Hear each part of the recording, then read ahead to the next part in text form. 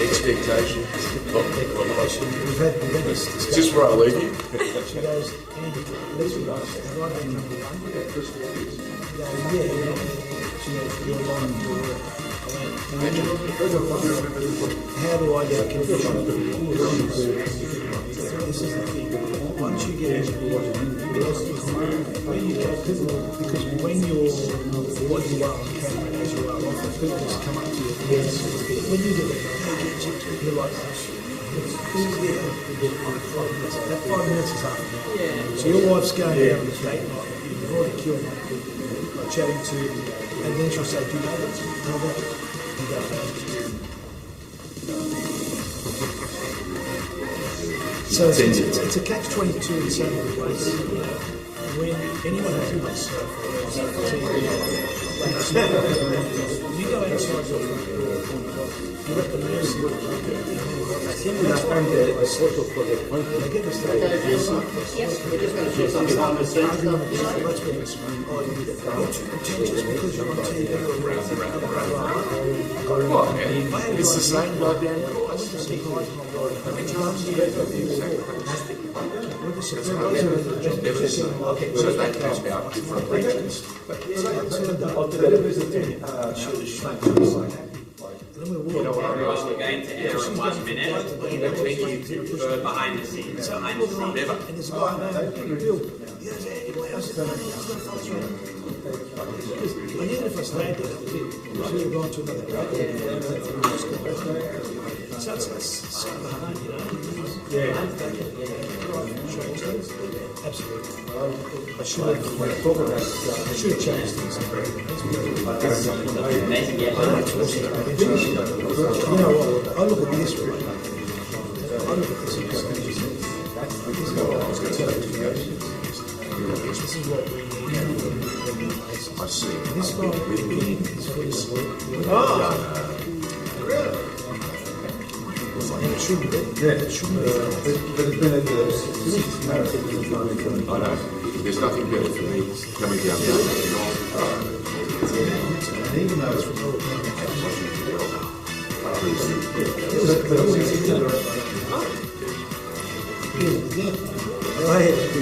We're just talking about the Canterbury Association dinner. Do you sign? no, watch me. It's going to be shots.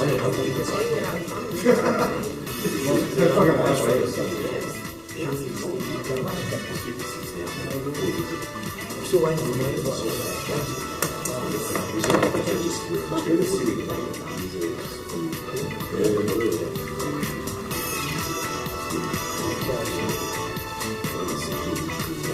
That's all I need. This is about you guys. I've seen the show.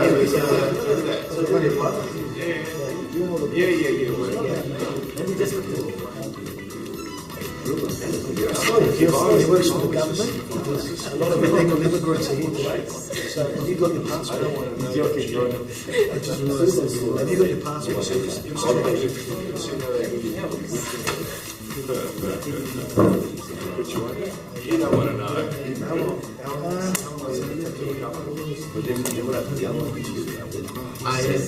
You saw him at the Canberra game. No, but also saw him at the Yeah, that's nice. where at? Hundreds of Superus was where was that? That's Tuesday. The Tuesday You organised that? Do you on the Fair Play website? You on Facebook? What do you like in here? I've been a couple of events. It's good.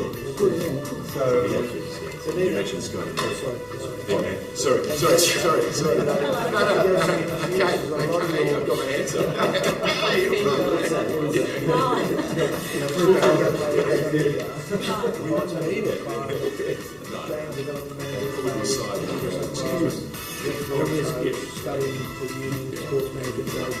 Yes, I don't. This is. Oh, thank you. I don't write so much. Too busy publishing. Straight to the point. Every time I use unfortunately, I speak so straight to the point.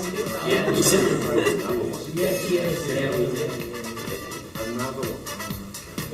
When I went to Big Lots would go, what are you going to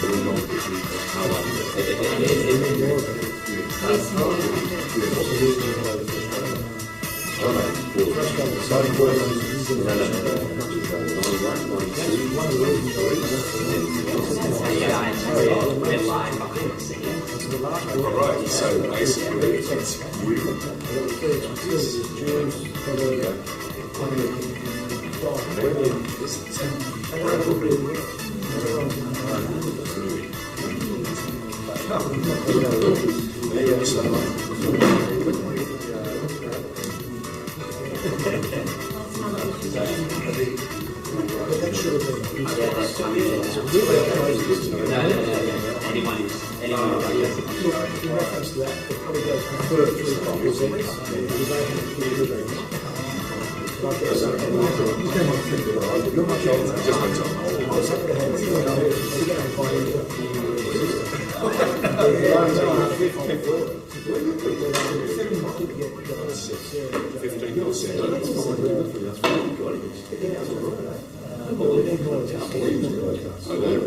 The first one was great. It outrated the overhead game that night.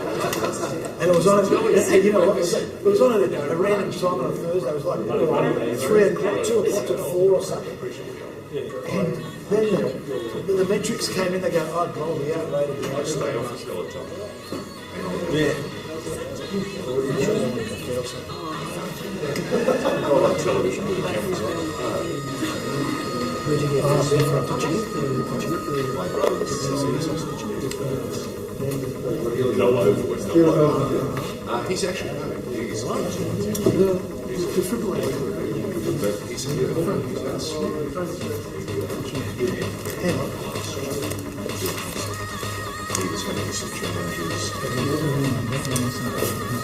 With this person.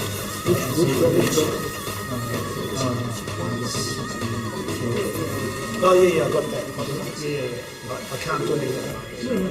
I got that. You know, I'm putting onto it. Angela to lock. I can't. Yeah. You know, there's one organisation that we're aligning with. He's got this foolproof DVR that gets checked every 24. It's like a mini zap stand, but it's entry point's about $6,000. But he's worked in with MPs to get that funded.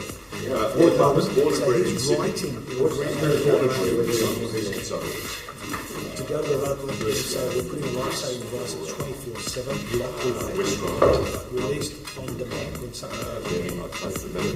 Once you release those ones that are locked away, those defibs have got a tracking device in them first. So if you're going to be needed to steal one, they will find you. But what they also do, those externally monitored defibrillators, once they're released, the emergency services within the particular get alerted, which is the model that we have at Archie. So if anyone uses that, straight away ambos, fires, and cops, they're allergic.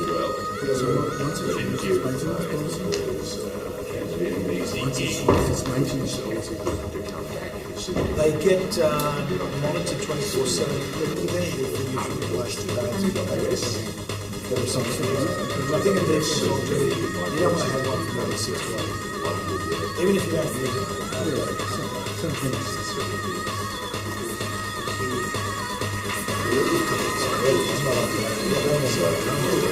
I just got an intro. What things should we talk about? What should we talk about? I was about 6 weeks in.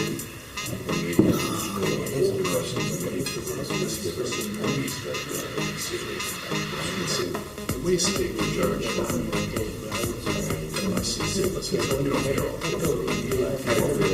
Did you do some? Hey, by the way, did you see the highlights of the Ruby?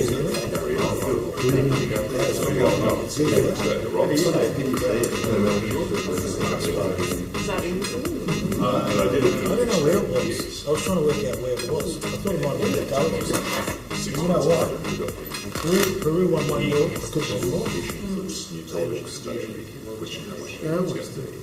But New Zealand played then. When we launched, They've got New Zealand playing. They're playing Costa Rica.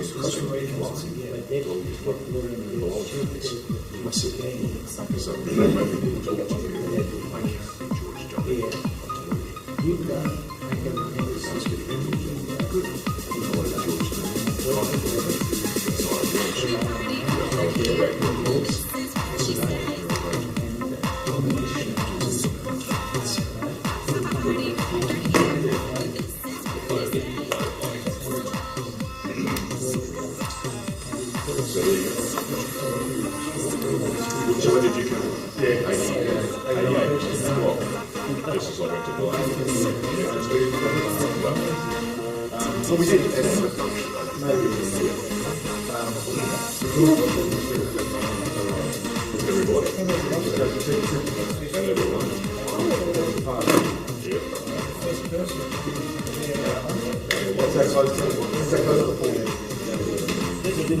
that's where Dad landed.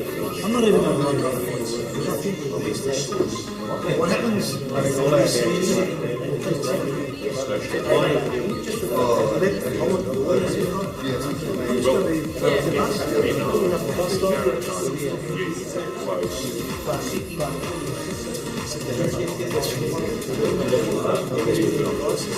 Make sure.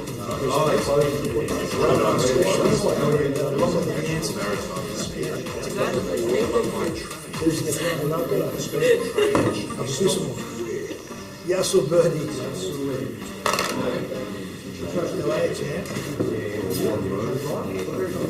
I lost that 6 years ago. I'm going to put it to the water. Can I tell you something? Don't be pissed off at me because I didn't come here. I came here. He was sitting already. He was charging me 150 a head. Smiling for photos and not. I'm not going to deny it. He's not. Come on. And then sitting there, he dropped the price. I don't know whether he got the price and he took it me. How does that work? So now we're at Downtown Sports, and you know what's happening there? Your testing day, as a result of it, we look like testing every one of the sub-clubs at Downtown Sports. Bertie, is that you? Yes, right, Bertie. It's been so long. No. It's been so long. Like I have to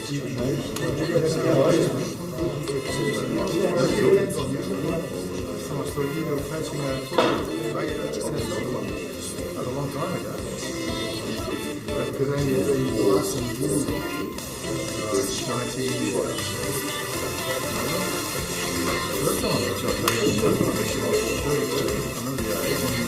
It was the Gold Cup. Euro Brazil and so that means like 36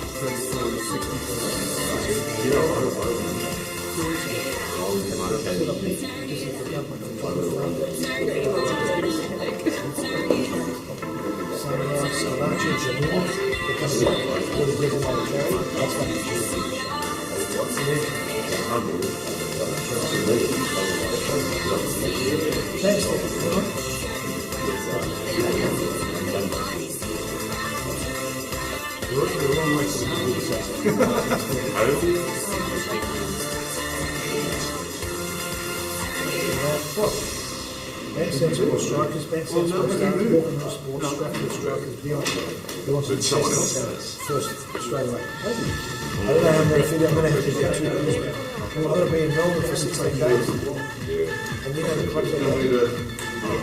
I've got to say, a game of tips.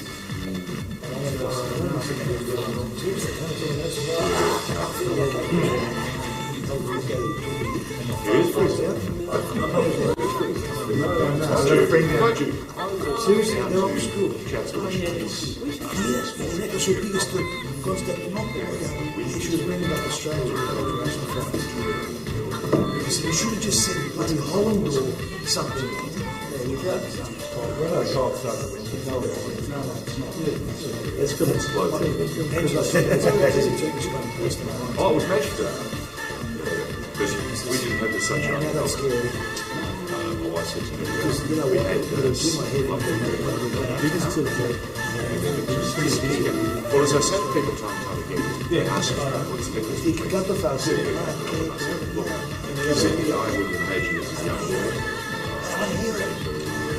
It doesn't take me very long to get rid of it. Okay, just coming through. Broadcasters off today. Our host is Siki. We're all to retire. Melbourne takes a little while to get going.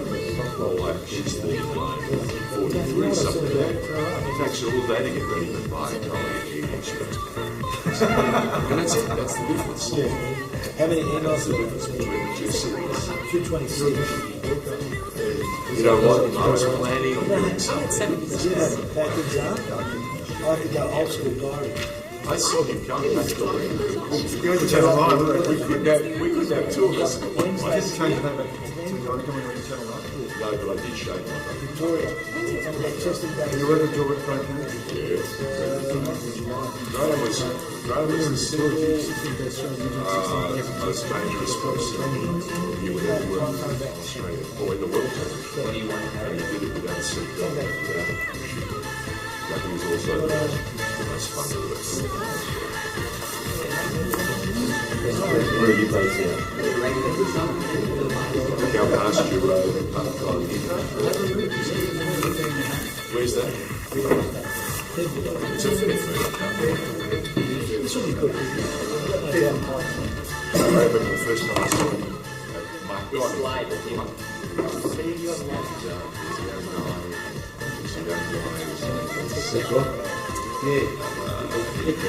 just his bride.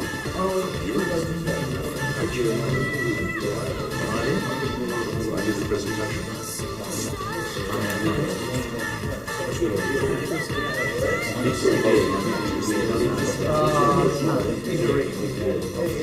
But you know he's got George Sydney. There's just one day away from entering to the final. I'm talking about the Australia Cup. Yeah. It's one game away from entering the final 32, international final 32. They play Wollongong, they play Wollongong on Wednesday. Let me tell you, that's just absurd. Yeah. Turn around, boys. Why don't you get in as well? Need this for taxation purposes. Any illegal immigrants here? Illegal. By the time I can George, what are you sliding off? You got my authority for that. They're soft in there. Special. Okay. Don't forget to mention NSLU, July 16th. On the way to the Coogee Overload on the 30th. What's happening there? 50 years of 30th of July. the Galloping Greens. I thought it was 130 years since the Papadopoulos family bought the farmland down there. I'm sorry, Warren, they were the original custodians. No, they weren't. They You were know how the strict first. the Greeks were? Sold to the Chinese, they put flats up. Andrew, they were the first market in Ghana. That's right. That's a big difference, mate. I just got a phone call from Jack. No, I'll get it with everyone. Jack Riley. Oh, really? Yeah, it sounds best. I spoke to him before he left. Yeah. Just ring. This is the 5th marble estate property. Is there one division above you? Okay. And where are they? Did my favourite. Just a quick photo. No, just one for a while. Hello, That means come here. Warren, you know what tribe? You don't want to like this one. You know what tribe I'm from? Wagga originally. That's the next door neighbours. We're the Wagga. Actually, I'm from the Marrickville group. We're called the Malacca tribe. The Pussy Malaccas are from Belmore. She's very tall. Why do you think over to a year? One. Well, We're going to even up again. Come on together. You know, I'm having fun. I moved from the what a And I do, right? Occupational hazard. What is the proper camera? Thank you very much. Proper one. Finished? Yeah. You finished. Turkish. Sorry, Warren, can't talk to you now. Part of the genocide. That's Bosnia. Come on. There's Armenians here. Come on. Where's George? It's the same. George going to Is George going somewhere else tonight? He asked me the Armenians film festival. I do read that. Playing a load of Gladys ones. You know what Premier League is?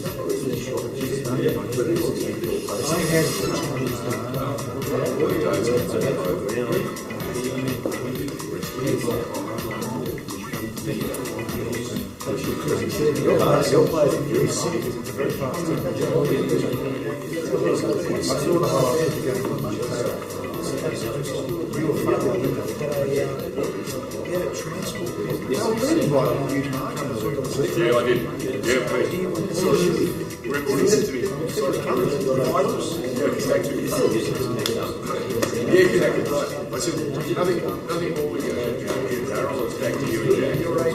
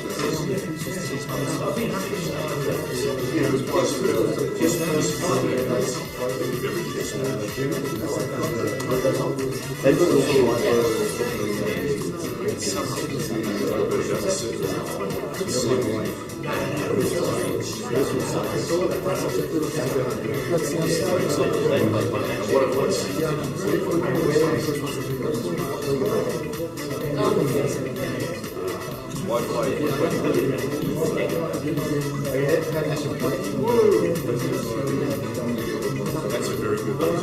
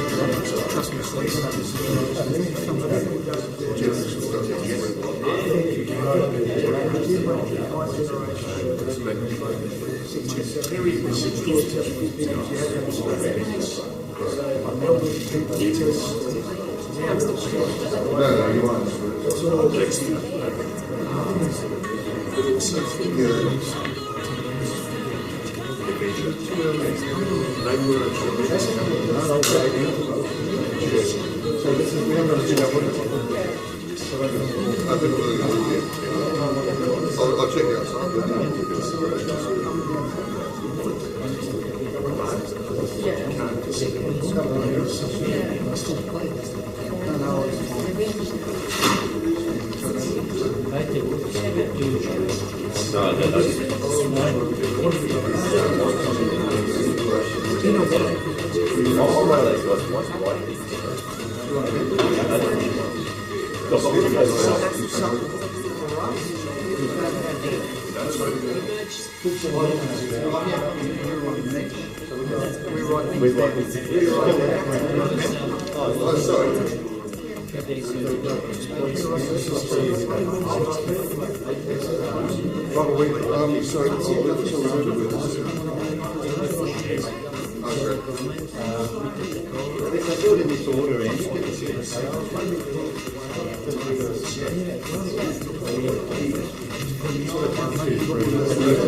Everyone, we're going live. Please, everyone, regulate.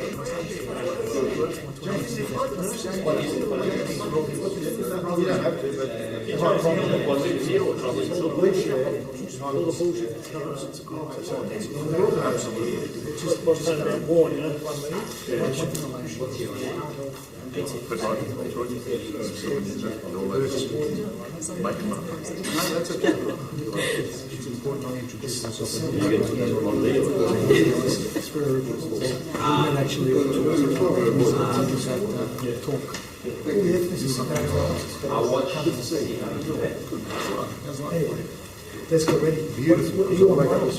Thank you. That's all. Which one is one? Great. I'll just do more. Your word is mine. Just ask. Should we sit at the front? We should sit at the front. Hey, listen, crowd shot. I think I'll have Gas.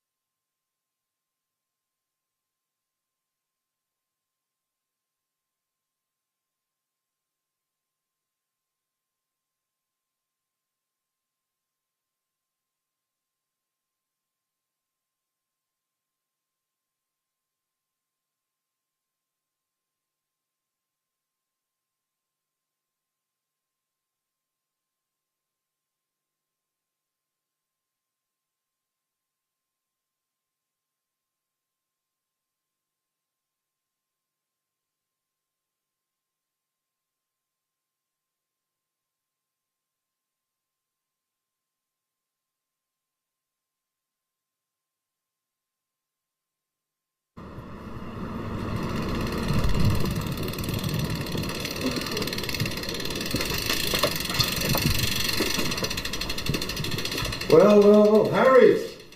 Good to Good to see you, my friend. Oh, that's not Gary, is it? Like, It's been too long, my hey, friend. brother. Hey, brother. Hey, man. Michael. Good to see you. How are you? Kim. The team's back again. Let's make some TV. Yo. You boys.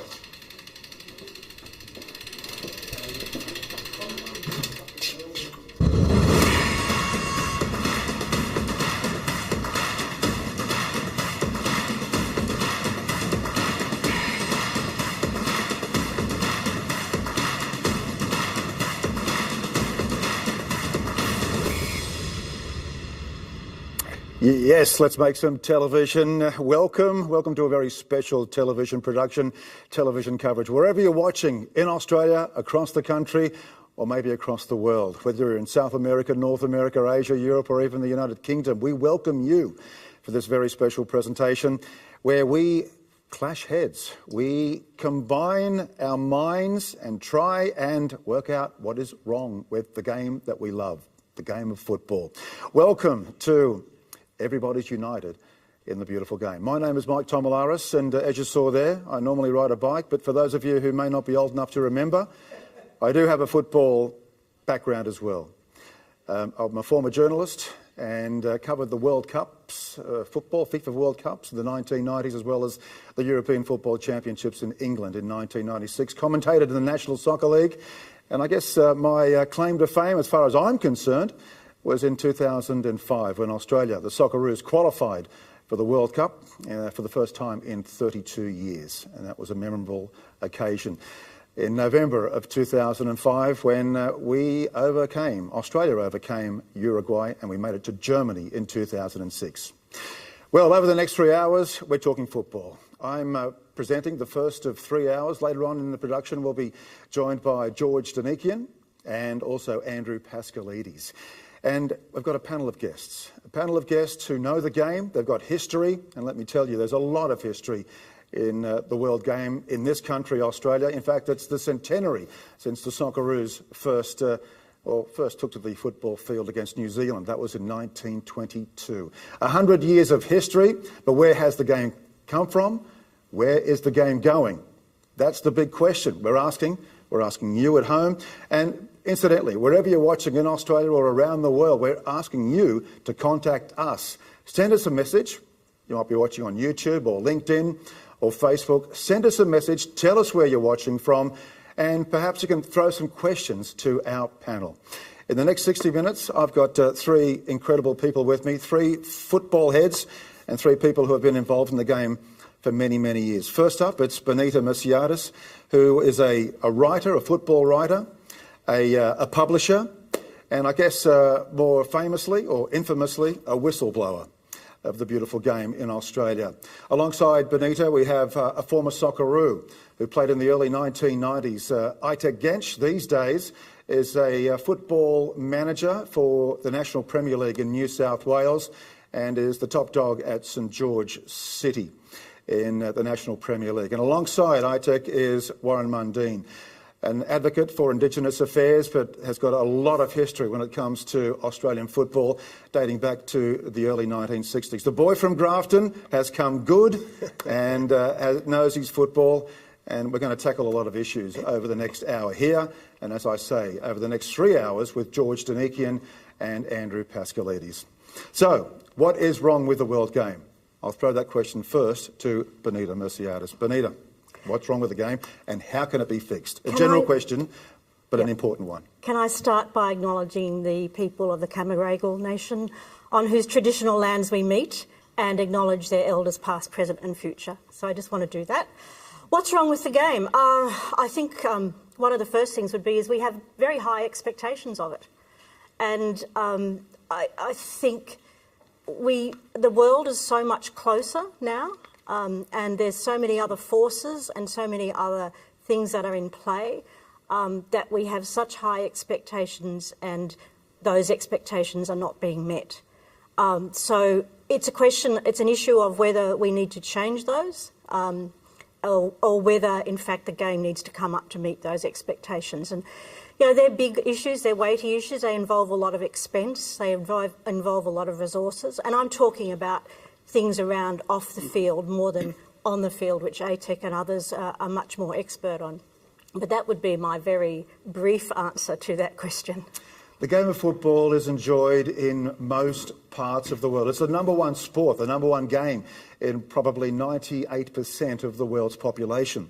Three countries that I can think of off the top of my head where it's not played as the number one sport is the United States, New Zealand, maybe 4 countries, South Africa and Australia. Why is it, ITEC, that Australia doesn't enjoy a game that's so idolised everywhere else in the world? Well, that's a good question. I think the fact that, when you compare it to rugby league and you compare it to AFL where, they profess to be, world champions at, we're probably not that at the moment. We're a developing country. I think there's a lot wrong with Australian football at the moment, but there's also a lot right with it as well. I think sometimes we look back on the old NSL days and even before that, the Phillips Soccer League and so on. But I think we have come a long way. But there are inherent problems, in my opinion, around the relationship and the harmony between everything that happens from grassroots right through to the NPL representative space up into the A-League. And I think there's always been criticism around the neglect around past clubs and the ethnic-based clubs in the old National League and where they sit in the landscape.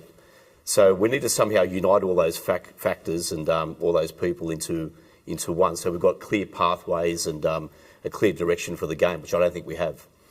Warren, I'd like to know more about your background.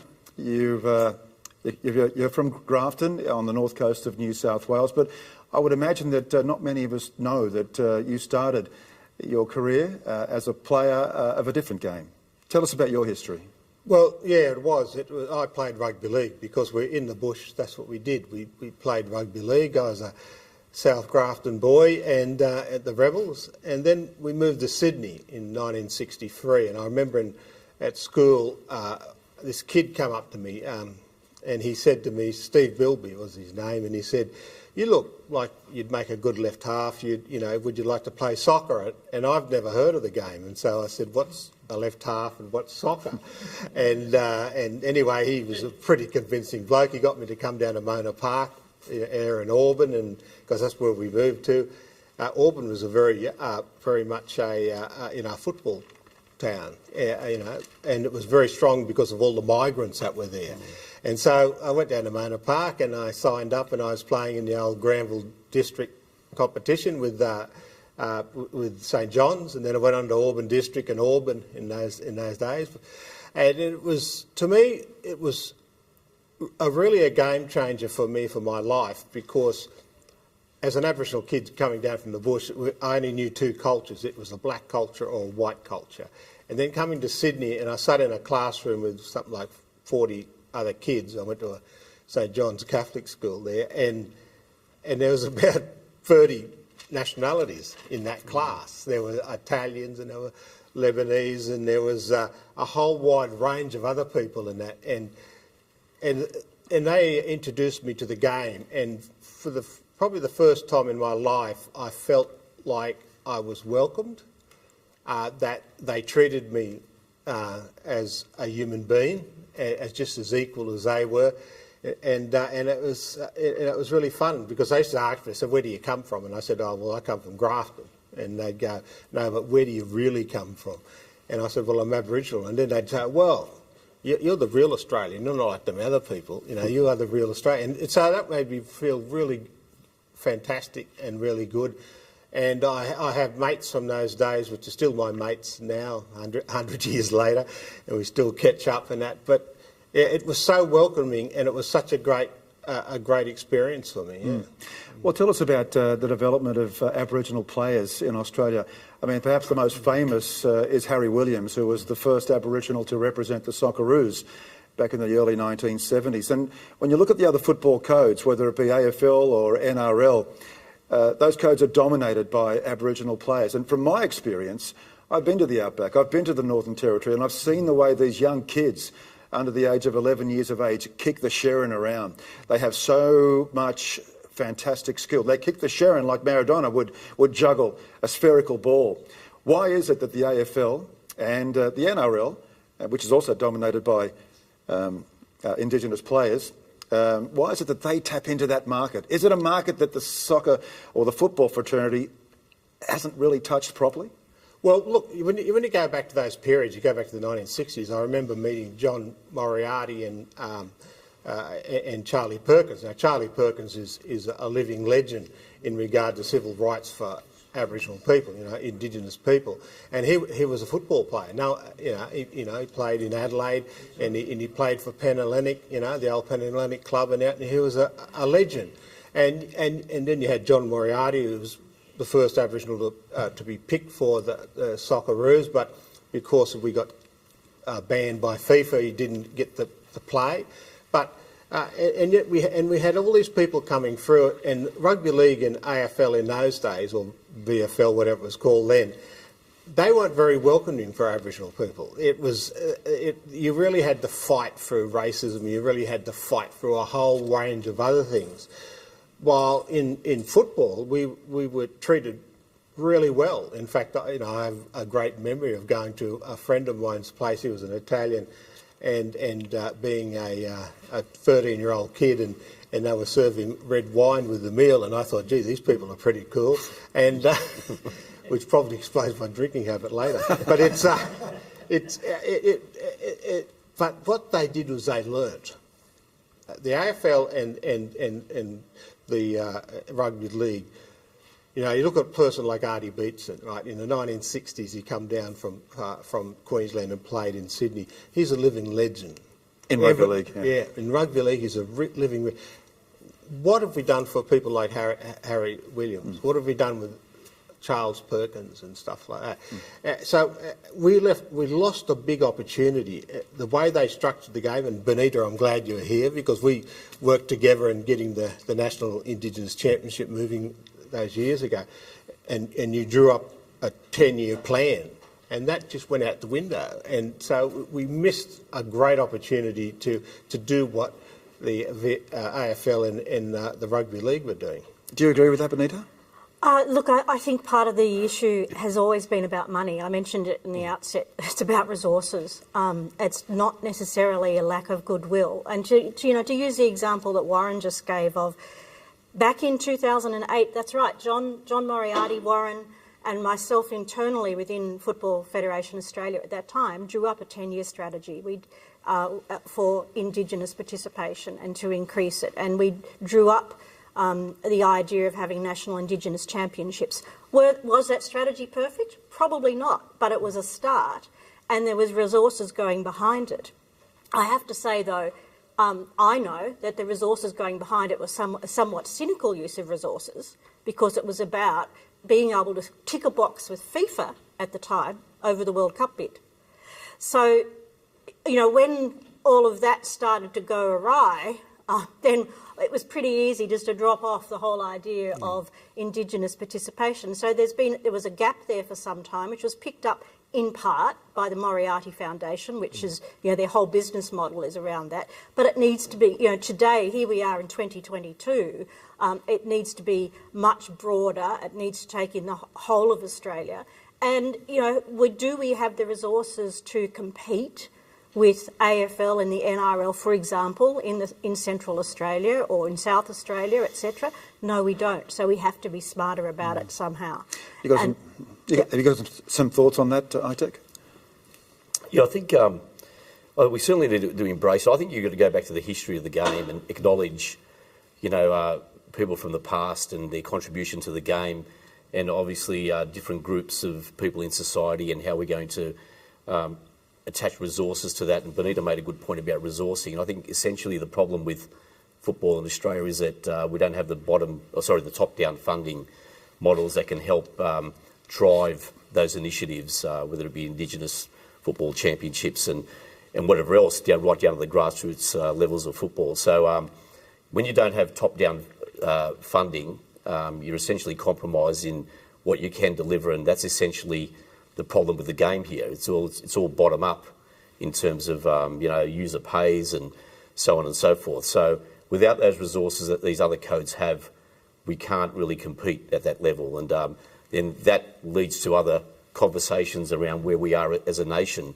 And You know, you look at the resources put into the game in Japan and Korea and North Korea, even Malaysia, where, you know, I spent 5 years there playing, and the amount of money they pump into the game now is just phenomenal compared to what we do. I mean, you had a Malaysian under 23 squad who were based on the Gold Coast for 6 months, who played in the Queensland State League, or the NPL, full-time. And Scott Alderenshaw, ex-Socceroo, Brad Maloney, ex-Socceroo, were there with them, living with them full-time. And I don't know how many of you guys knew that, but yeah, that's the type of resourcing that these countries put forth that we can't have. And then we talk about the game's problems. You know, we talk about the Socceroos, we talk about every other team that, you know, the way we're going in the with the you know, the young Socceroos and Joeys and so on and so forth. You need resources, you need coaches, you need camps, you need tours, you need everything. So we've got a live studio audience over the next 3 hours, and they're here with us tonight here in Eastern Australia. Where are you watching from? Let us know. Are you watching from other parts of the world? Communicate with us through the social media platforms. We're very interested to hear from you wherever you're watching. And send us a note. Ask us a question. Ask the panel a question or two, if you like, over the next 2 or 3 hours. And in the live studio audience, well, some very familiar faces, including Bertie Mariani, who's played a major role as a coach of the old National Soccer League, and these days looking very resplendent with that goatee of his. But Bertie, if I could ask you, is it possible to ask Bertie, what do you make of the discussion so far? Always interesting. When you talk about the game and you get people like the three panellists and everybody else here, it's always interesting to see the perspectives. There's no simple solution. I've always maintained that. You know, people like to look for a little switch or one particular thing to pin on, but it's a very complex issue and has spanned a long period of time. So I agree with all of them, but I think it's a combination of a lot of factors that need to be addressed, and the critical factor is who's addressing them. And I've always, and I put a post down this week, which I don't usually do, but it was a situation where a friend of mine, an ex-Socceroo, Paul Degny, always said, look, you can have plans as much as you like, but in the end it all relies on the people that you give the responsibility to implement them. And I think that is the case, where the game is the game. It's a beautiful game. It's been described as that. But I think it's the complexity of how we are, the history. I mean, you talk about the rugby league and the AFL, where it's come from. If you want to question, well, how did Australian rules, rugby league and let's go rugby union progress from the mother country who actually invented, if you believe it, invented football? So how didn't that get there? So there's a lot of questions that you ask that need to be answered, and it's a historical one as much as a complex one now. Many, many faceted thing. Well, that's an interesting argument there. Benita, have you got something to say regarding Bertie's comments?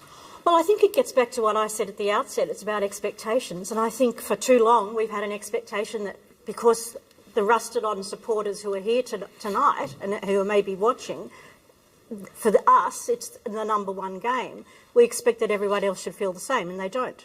Australia's got 25 million people and growing. You only have to look at the other sports to know that they are constantly in the ascendancy. And yet over the years, and this gets back to that idea of strategy, we have alternatively tried to be the number one sport. I don't think we should try to be the number one sport. I think, you know, the PFA back in 2007 or 2006 perhaps, they said we should try to be the number two sport in every state. And if you go through each state, Queensland Rugby League, number two soccer. New South Wales Rugby League, number two football. And that wasn't a bad positioning. Instead of this switch which we had, I have to say, under CEOs within Football Australia who had come from other sports who wanted to be number one. I think we should perhaps look at being content at being number two in terms of the issues around viewership and not so much participation. Participation is a completely different issue. But those issues around the professional aspect of the game, if we're number two, we're doing pretty well. We're sitting pretty well. In terms of participation, we're number one. almost by good luck rather than good management. What do you mean by that? Well, we've been number one as a participation sport. I'm talking 5 to 14-year-olds for something like 3 decades. And that hasn't been because we've particularly done anything wonderful in terms of attracting young people. Anyone who's a mum in this room, and this is another problem the game has, I suspect I'm the only mum in this room, will know that kids are, it's easy to put kids into football. And what we need to do is to keep doing that, getting kids playing football and hoping that as they come through their life cycle, whether they end up being professional players or marketing people or medical specialists or running the Macquarie Bank, that they maintain their love for football, because that's how we improve that's how we build the culture of the game, through getting it through every part of our society. So I think if, on the one hand, we looked at something such as being a number 2 sport in every state and being content with that, and then continuing to grow participation through various strategies and getting back to resources and the whole bottom-up thing. I have called it in the past a great big player tax. Something like $10 million of the revenue that goes to Football Australia comes from players who play the game. Whereas in AFL or NRL, the money goes down, and the money, that's why you see Sherons in Central Australia and you don't see footballs. So ITEC, this is where I drag you into it, being involved in grassroots football. Are we doing it the wrong way around? Oh, okay. So this is a long conversation around what we're going to... We've got 3 hours. Grassroots, if you're a parent and you want your child to play a sport, generally it'll be football, unless you're playing cricket in the off-season. And it's safe. I mean, I would not want my child to play rugby league, because it's a robust sport where they could get injured. That sort of also applies to AFL, so it's safe. Our participation rates are through the roof, and we're going really well. The emergence of female football has been incredible. I mean, how do we convert those people into supporters of NPL and A-League? And that's really the question. So to do that, I mean, it's just bemusing how, Brisbane Roar could have a great run in the A-League and get 40,000 people at a game, and all of a sudden, for a regular season game, they're not going so well, they'll get 5,000. And, people want winners. So it gets back to, how do we convert that? I know that the A-League clubs are trying hard in that space to engage and get, Sydney FC with their Junior Blues programs and so on and so forth.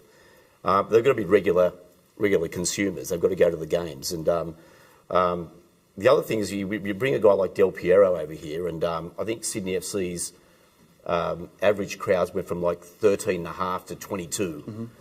So you got the star power. There was a recent game against Barcelona. It was over 80,000 people at Accor Stadium.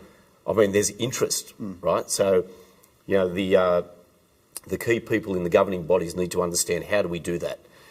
Even back in our day, back in the old National League, I was part of the Coca-Cola Development Officer, myself and Tommy McCulloch, and a few of us used to go all over New South Wales, regional New South Wales, and I know we have social media nowadays, but we'd hand out stickers and posters and engage person to person. Nowadays, it's all online. It's not personable. It's a bit different. So they're the challenges, and understanding pathways and so on and so forth. Are we doing a great job in that space? We're probably not. But once again, that's part of the unification process. How do we get grassroots clubs attached to their NPL clubs? We can get them out of that into those SAP programs, skill acquisition, into NPL and then onto an A-League club. That's the challenge. Warren, ITEC mentioned the star power, and we did have star power when Del Piero came to Australia, but you're involved with the Western Sydney Wanderers, or you were, at a time just after Shinji Ono came here, and he was a star that pulled huge crowds to Parramatta Stadium.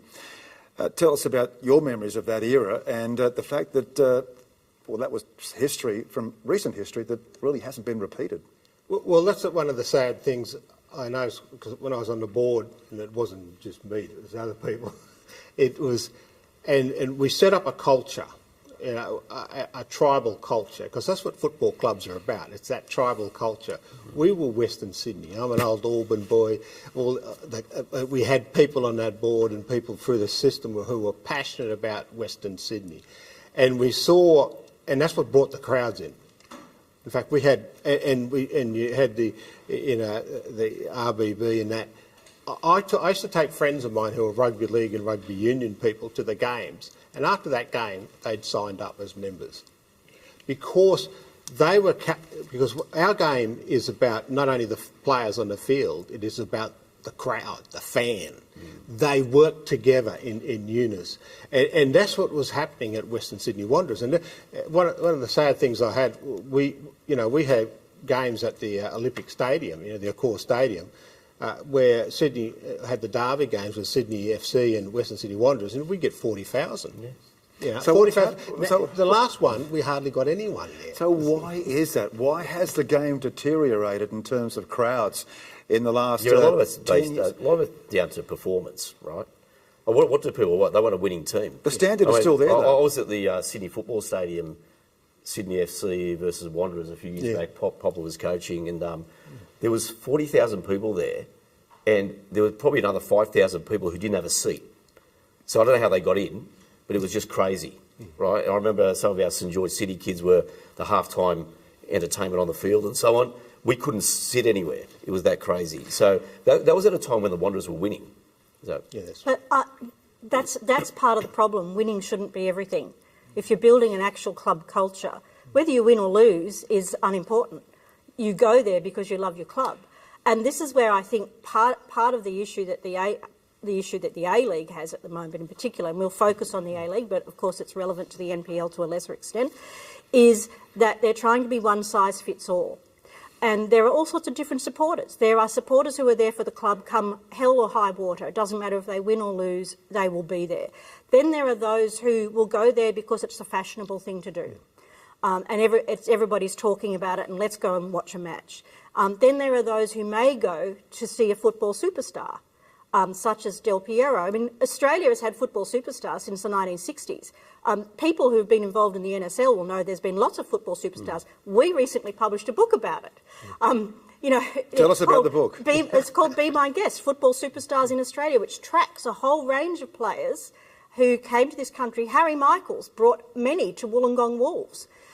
Some of them have had a fantastic impact, some of them have had no impact. But that gets back to about it's not one size fits all. You have to look at what connects the fan to your club and to your team. And there's one more complexity that is around today that there wasn't back in 1977, or two more actually. One is... That's when the NSL began. Is that what you're referring to? Yeah, that's when the NSL began. One is the fact, and we only had to see the paper today where the TED Network expressed disappointment at the ratings for the A-League.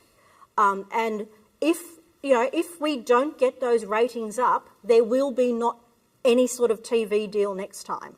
So it's absolutely critically important. We not only need people coming into the game to watch the game live, we need eyeballs on TV. And then you've got the social media crowd. And, that's really only about 30 to 35% of the population, but they are loud, they are passionate, they are opinionated, they are vociferous. And so those three things have to be juggled for each of the A-League clubs and the A-League overall. Well, let's talk about television in just a moment. You touched on a point that interests me, and that is the fact that in most parts of the world, the big leagues of the world, whether it be England, Spain, Germany, France, whether your club's coming first or last, there's always a full house. It doesn't happen here in Australia, and I think it may be the mentality of Australians. If your team's not winning or performing, then what's the point of watching the game? ITEC, is this where relegation and promotion should come into play? Yeah. There's nothing to play for if you're coming last, or nothing to lose if you're coming last in the A-League. And that's what drives crowds. Drama. You need promotion, relegation, absolutely. Without it, I watch the A-League, and it's round 18 or round 20. Seriously, there are teams not playing for anything. It doesn't interest me. Obviously, at the top end, you've got a couple of powerhouse clubs like Melbourne City, for instance. You know they're going to kind of be up there anyway because of the amount of money they spend on players. So where's the interest? There's no relegation, which gets back to that drama and dynamic that you see in the English Premier League, and we saw that with the EPL. The drama associated with that last, 8 to 10 weeks of the EPL, with Everton on the verge of getting relegated, and who's going to get promoted. That sort of drama has to exist in the game for us to thrive and to keep the interest up. Benny. But Everton's also a club that's been around since the 1880s. So there's much more culture. There is much more depth of feeling. I mean, there's whole generations of families who were born to be an Evertonian. So we don't have that. And that's what all of us have a responsibility to build and to develop. Doesn't matter what we do or what our role is in the game, whether we are the most opinionated person on social media or whether we are working in the A-League or whether we are sitting in this room, it's part of trying to develop that culture because, as you said earlier, Mike, our Socceroos played their first game on the 17th of June 1922, the first international in 17th of June 1922. The first game is recorded perhaps as being in Tasmania in 1859, but at least in 1880 in Sydney. So we have this proud, rich, deep history for white Australia in this country, and yet we're still struggling about it being our culture and being able to build the culture and develop it. Let's just continue the conversation about promotion and relegation. It happens in most leagues of the world. Warren, what's your view on that? I think promotion and relegation does fit into those clubs who could drop down or come up. It actually does drive it. I had friends of mine who played rugby league in England, and they had promotion and relegation. And those games were just as exciting and just as passionate as the teams were fighting for the championship. And that plays an important role for the competition. So, I'm a big supporter of promotion and relegation. I think it does give passion. But but any sport, and it is something I notice with Australians, that if you're a winner, then you get crowds every week and that. But at the same time, we've still got to build this culture of passion about the game. Like I'm passionate about the game because of what it did to me in my life. And you meet other Aboriginal people who played in the game and they're passionate about the game, because how we were treated, how we were welcomed and were brought into the game. And it was more welcoming than rugby league and AFL in my time than those sports. And yet we didn't seem to. I don't know what it is. We every time we get a good go, we seem to mess it up a little bit. Look, it's one thing saying, that's great. Let's have promotion and relegation, but is it financially feasible? I take your team, St George City. They're playing Wollongong United in the Australia Cup. Victory over the Illawarra club, and you guys, your team, is in the final national competition of 32. Yeah. You'll be up against possibly Melbourne Victory, playing at a small little boutique stadium at Penshurst Park. So is it financially feasible for a club like St George, for example, to play with the big boys in the A-League? We started the club about 6.5 years ago, and I remember saying to people then that we had to win NPL 4 and get promoted to NPL 3, and we had to try and win NPL 2, NPL 1, and then we'd tell all the players that we're going to go to A-League and eventually we're going to play in the Bundesliga. And that was our joke, right? Without ambition and aspiration, without the romance of having a club go from the bottom to the top, what are we playing the game for, really? In the end, I just find that I find the A-League is good. I like the standard. I think the standard's okay. I think the grounds are beautiful. The TV coverage is nice. There's no drama. For me, there's not enough. And what it doesn't do, it doesn't open the door to the romance of a club coming from the bottom up to the top. Sure, you've got to meet criteria. Sure, you've got to have a region that you can attract supporters from. But so what? That's the beauty of the game. And if you can't get promoted because you don't have the funding, well, you can't get promoted, but at least it's there. I mean, to get to your question about whether it's financially feasible, I can't answer for St George City, but that's part of what the AAFC, the Association of Australian Football Clubs, has been looking at now since 2017, so that's 5 years. What are the essential criteria necessary to be able to have a functioning and sustainable national second division? my understanding is, and I think Football Australia people will be here later today, but my understanding is they're close to some sort of arrangement regarding that. I hope they're not going to go for state-based state-level promotion and relegation and say that's some sort of national thing. But, you've then got to look at it from the side of the A-League clubs. For right or for wrong, they signed up to an agreement that gave them certainty within a certain competition until, I think, 2032 or 2034. So maybe we have to be creative and look at promotion before relegation. That's assuming that the clubs coming up can actually meet the financial commitments that are required to be at that high level. And then you've also got to balance the issue that I raised earlier of viewership. I can only stress, if we do not improve on the 86,000 average per game that the A-League had last season, we won't have another TV deal. Not another TV deal the way we know it. I mean, the whole TV situation might change from then. So we have to be doing, regardless of what some individuals think of the A-League, and I know some people hate it with a passion, but we really all, as a game, if we're going to be united for the beautiful game, we all have to be supporting as much as possible the viewership of that competition. And without that happening, and without money coming into the game, we may as well be whistling Dixie.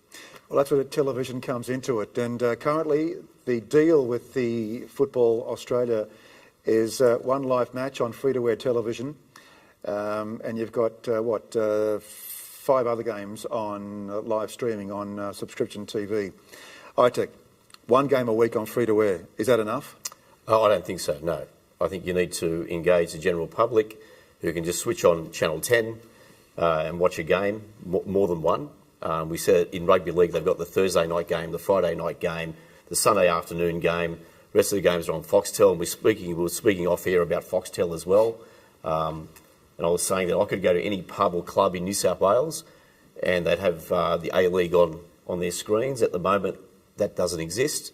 I don't know about you guys, but if you go into a pub, and I was in one at Surrey Hills not long ago, and you want to watch an A-League game, they don't have it. They've got Foxtel, not Optus. So what you're saying is it's possible to get Foxtel in a pub? Sorry, Optus for EPL. It's possible to get those. Paramount for A-League. So what you're saying is it's very difficult to get Paramount in institutions like the pub at Surrey Hills that you were at. Yeah. So that's a problem. That is a massive problem, because I sit there because I'm passionate about the game. So when it was several games a weekend, I'd watch just about all the games. Yeah, I'd sit there and my wife thought I was an idiot, but that's all right. But I sat there and watched all the games, and she became a fan too because she was an AFL woman, and she come from Melbourne, and she become a fan too by sitting there and being able to access that. So if you can walk into a pub and see games up there on the screen, then you get interested, and it tweaks your mind a bit. But if you don't have that access, then it's really difficult. Yeah. Bertie, really difficult. Can I bring Bertie back in, if I may? Bertie, you're from an era where we watched you on SBS when we had free-to-air television back in the 80s and 90s. The game has certainly changed in terms of television coverage in 2022. Is it better or is it worse for you as a football tragic from a long time ago? I was very fortunate, and I've got to say that I had the experience to work in the TV area with Harry Michaels and Dominic Gilardi, both for SBS and Optus. And it enlightened me quite a lot to see what actually happened behind the scenes. With the game, for me, yes, I always try and switch on. I've actually streamed, I've bought the streaming, but that's the deal that's been done. I mean, if you look at relative aspects of it, I mean, we didn't have a free-to-air match when we had Foxtel. That's right, yes. So, we've got one up. So, but we still have all of our games televised. It's streaming, but it's televised. It's similar to Foxtel. So, really, the equation hasn't changed that much. They were from looking at the the ratings right throughout the last 3 to 5 years, it hasn't been going up. It's actually been going down quite dramatically. Is there a reason for that? Well, I think the panel touched on it. Each one of them touched on a point very, very pertinently. Each one separately, though, which comes down to what we were talking about. Benita mentioned about the passion and getting the people enticed to be involved very young, the culture of the game. All of those things don't just come up. They're things that take a long time. They're things that it started with children, as Benita said. It takes the culture that gets drawn right along. We had a severance of that culture at the highest level with the beginning of the A-League. It severed the grassroots. I call it the resolute supporter base. It severed that. And we've been in turmoil for a long time since. So there are a lot of factors, but I think the critical one is we need to get developing the culture. You start them at a young age, and this has been a very, very important topic, and it was, again, part of the streaming this week about the costs that it takes for a young player to come through. A parent has to find $1,000, $1,500 a year to start them up, and they're doing that at a very young age. And again, that comes from the top-down funding. But ultimately, it is a matter of establishing that culture, because when you talk about who's going to switch on and switch off, what we have now is what you have developed as the cultural supporter, your 80,000 across the board. They're the ones that are going to be there all the time. That's your culture. That's not a great culture base. And that's what you need to be looking at. You need to be developing that. That takes 10 years, minimum 10-year phases, because you've got to start with the kids. You have to bring them up. They have to have that passion. They have to have that unique desire and drive so that they will watch it. And then they're going to be the regulars to turn on. Yeah, you get a guest player comes on, it comes out a Del Piero or a Beckham or whoever it is. That's a whole different ballgame. You get the people that switch a switch on and they're, yeah, we're here. But to switch it on and watch is as simple as to switch it off and be away. What you need is that core, that basic cultural supporter to be engaged, and we need to look at that as where we're going to get our base up. And that's not a flick of a switch. Bertie Mariani, great comments there. Yes, Benita. I mean, it'd be interesting to, if you look at when the A-League began, it began in season 2005-06. And so let's take a 7-year-old in 2005. They would now be in their early 20s. Are they still following the game? And they're not. And this is, this again gets back to part of what the A-League has as a challenge. On the one hand, they've got rusted-on supporters like us who, you talk to some of the people in this room and they'll complain about, I never know when the game's on because I don't see anything about it, because the media landscape has totally changed. And then you get people a bit like my own sons who played the game from that age, have grown up, gone to university, get married, that sort of stuff, and they've got other things to do in life, and going to football's not one of them. And then you've got the kids who grew up with the A-League. They've only known the A-League. They don't have this baggage of anything else that happened. Where did they go? And to answer your question, what started the rot?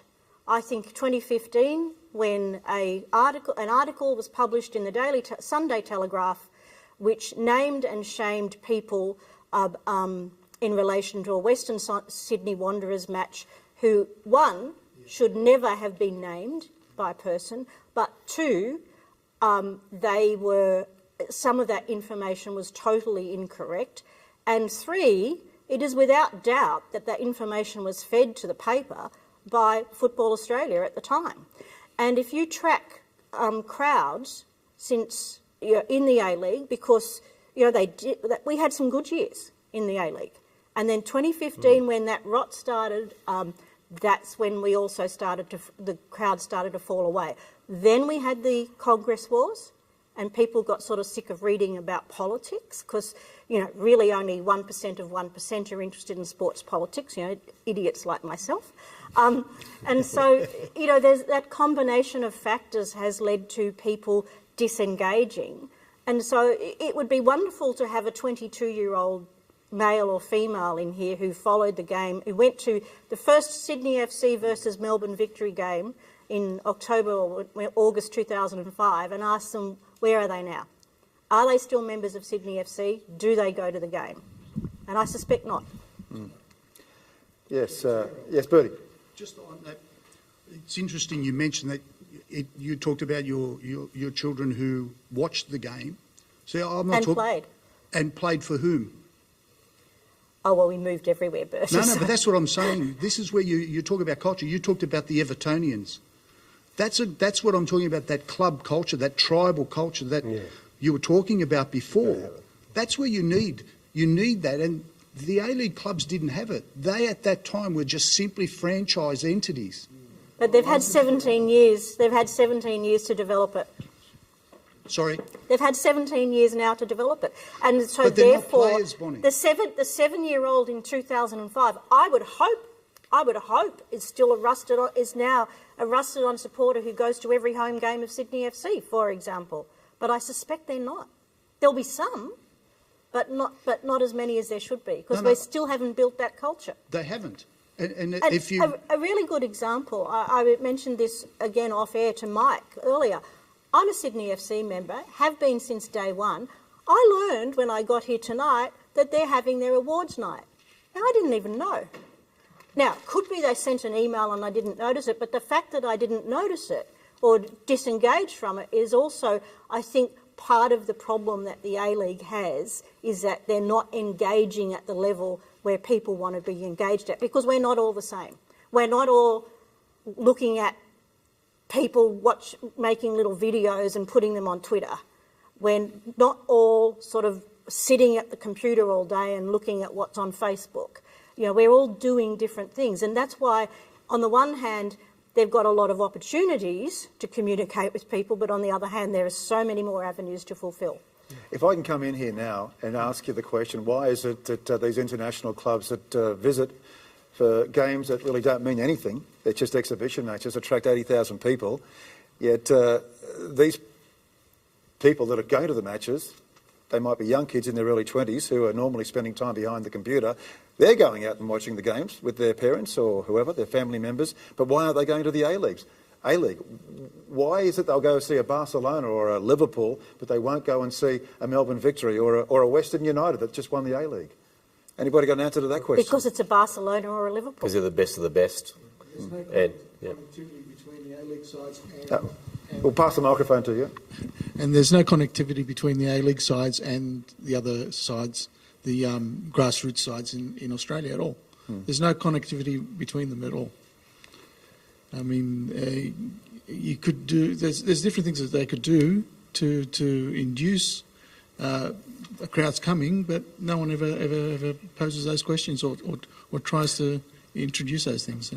Thanks for your comments. Let's quickly talk... And I get back to the tribalism again. And one of the things that was great of the early days of the Western Sydney Wanderers was our culture was Western Sydney. We were sick of the inner city people who looked down upon us. And that, you mightn't like that, but that's how you form tribalism. That's how you get people who will support a club. And you're right. We need to also, like, I'll just talk about the Indigenous part here. We need heroes. And so I used to get the Koori Mail, which is the Aboriginal newspaper, and it was just rugby league and AFL, all of it. And then when I got with Benita, I decided we've got to get our football heroes there. So I went to the editor and they gave me a column. So I was highlighting young Indigenous people who were coming up, and you had Ty Minicon and all these type of players coming up who were in the Qantas, youth championships and all that. And I put this up, and people were talking to me, and they said, "Oh, we didn't know about these people. We didn't know anything about these people." So we had a shift, but unfortunately we couldn't continue it. So we've got to get in people's face, and that didn't cost us anything. All it did was probably a couple of hours a week to write up a column. I know enough A-League players in clubs send players out to meet people at grassroots clubs. I mean, once again, I don't want to keep harping on what happened in yesteryear, but we used to go out I remember when I was at Sydney United, at the end of my career, I was working for the club, and we set up a 3-year agreement with Nepean Association. But we were based in Southern Districts. In Western Sydney. Yeah, so we had these 2 associations, and we'd send players out to Wentworth Falls and, Blaxland and, Blue Mountains and so on and so forth. They were nowhere near Edensor Park.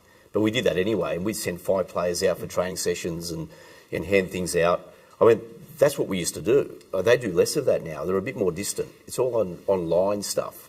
I think that's it. But I remember going to a presentation day. I got invited to a barbecue at Busby Soccer Club or something.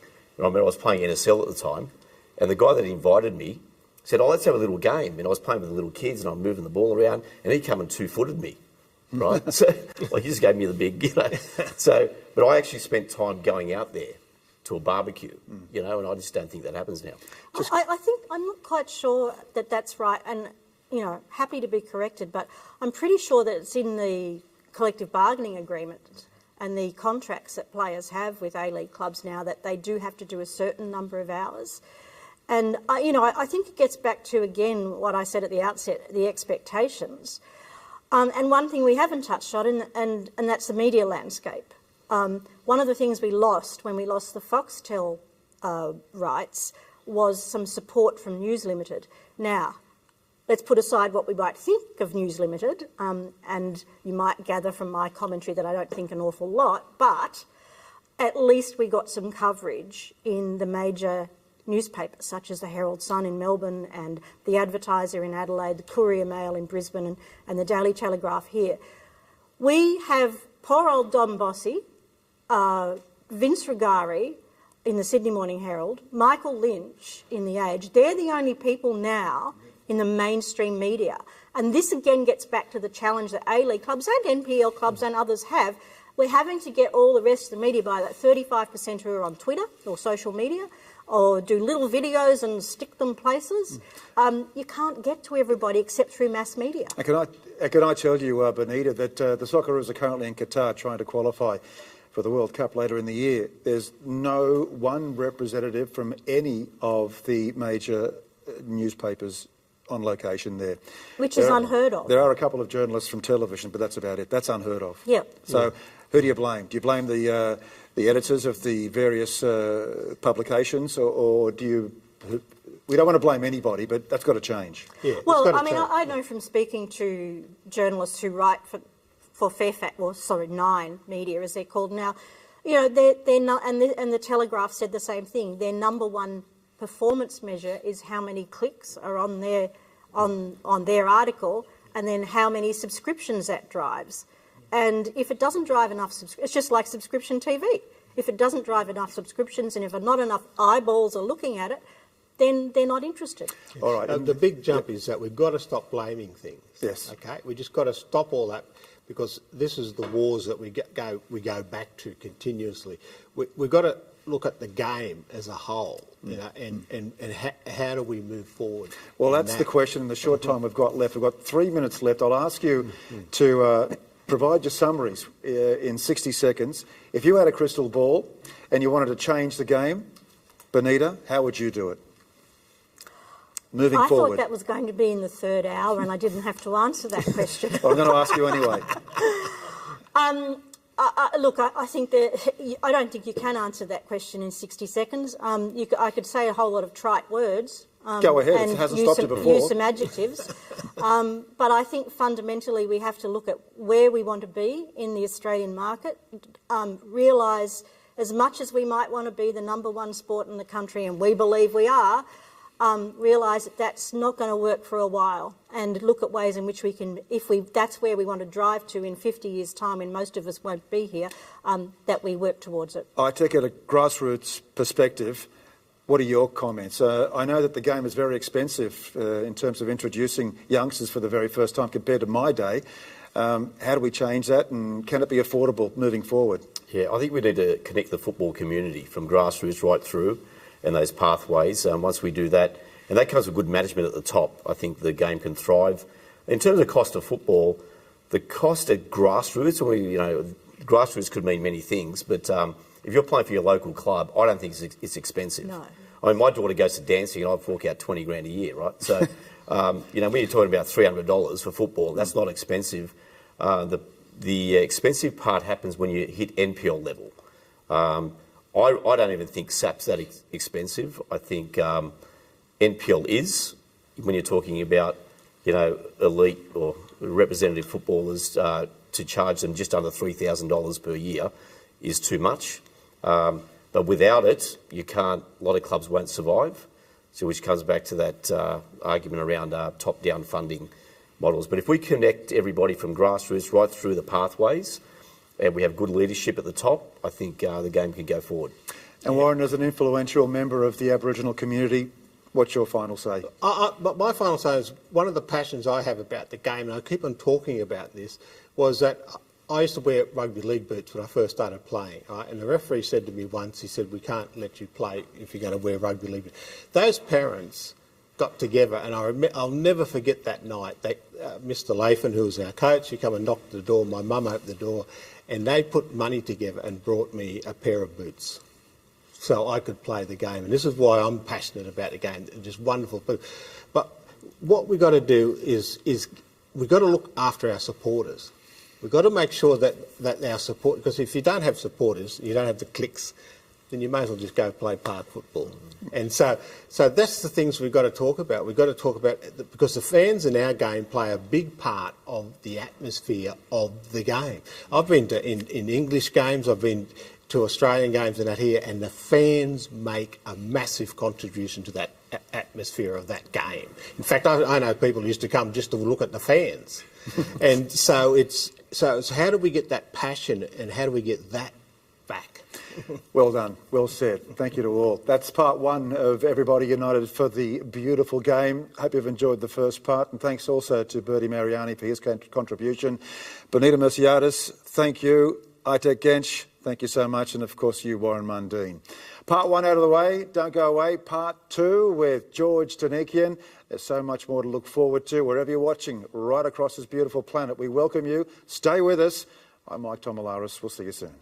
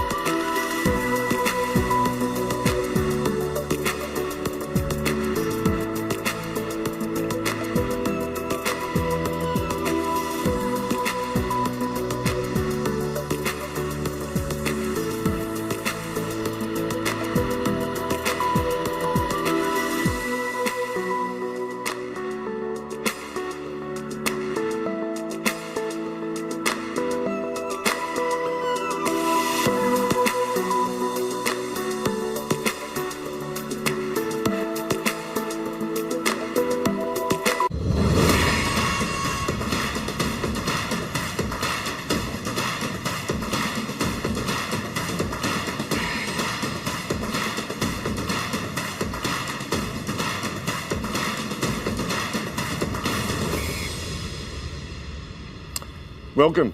Second hour of what promises to be a very memorable evening. We are coming to you live from Sydney, and the best part about this is Mike Tomalaris has got the program underway, and his array of guests gave us a chance to discuss not only what's happening with the game in this country, but what we can do to boost the A-League for the next season and the seasons to come. The second hour, we have some special guests, and mine, of course, Archie Fraser, and the great Ravi Rusic, and Warren Mundine, who happened to join us for the first hour, enjoyed himself so much, decided to stick around. Great to have you here. That first hour was most entertaining, an opportunity to hear from a group of people who have loved the game and lived the game and are still living the game, and they've given us a chance in front of this audience to discuss some subject matter that really needs to be unpacked, further unpacked, because I believe there are so many topics that we need to address. But if I may, we have a very important thing that we need to touch on at the very beginning of the program, and that is to Warren, to Raleigh and to Archie. I think we need a home for the game. I think we need a natural home. In fact, what you would say is a bit like Cooperstown in America, the baseball, a hall of fame, a museum.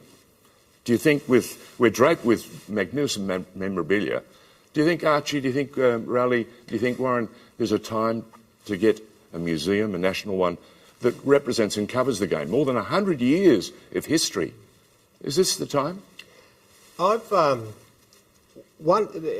thing I notice about other sports is that there's this history and this celebration of the history of the sport. We've had incredible players over more than 100 years.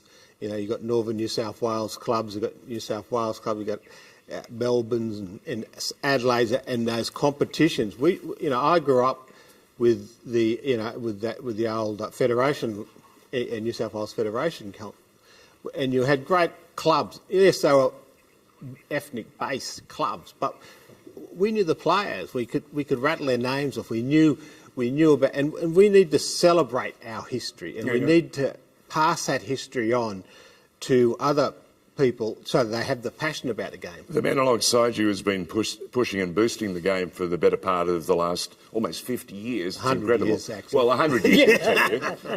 Ravi Rusic, is it almost time for us to get that museum underway? I'm already there.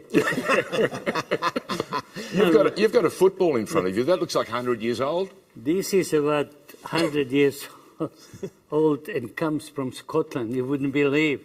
So Archie, you're feeling the vibe?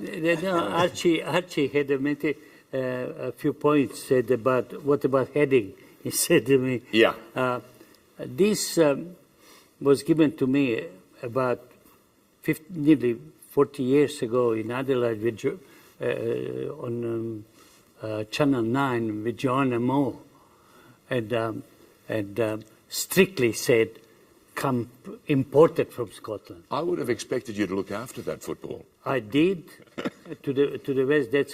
That's something that I really feel, part of and privilege.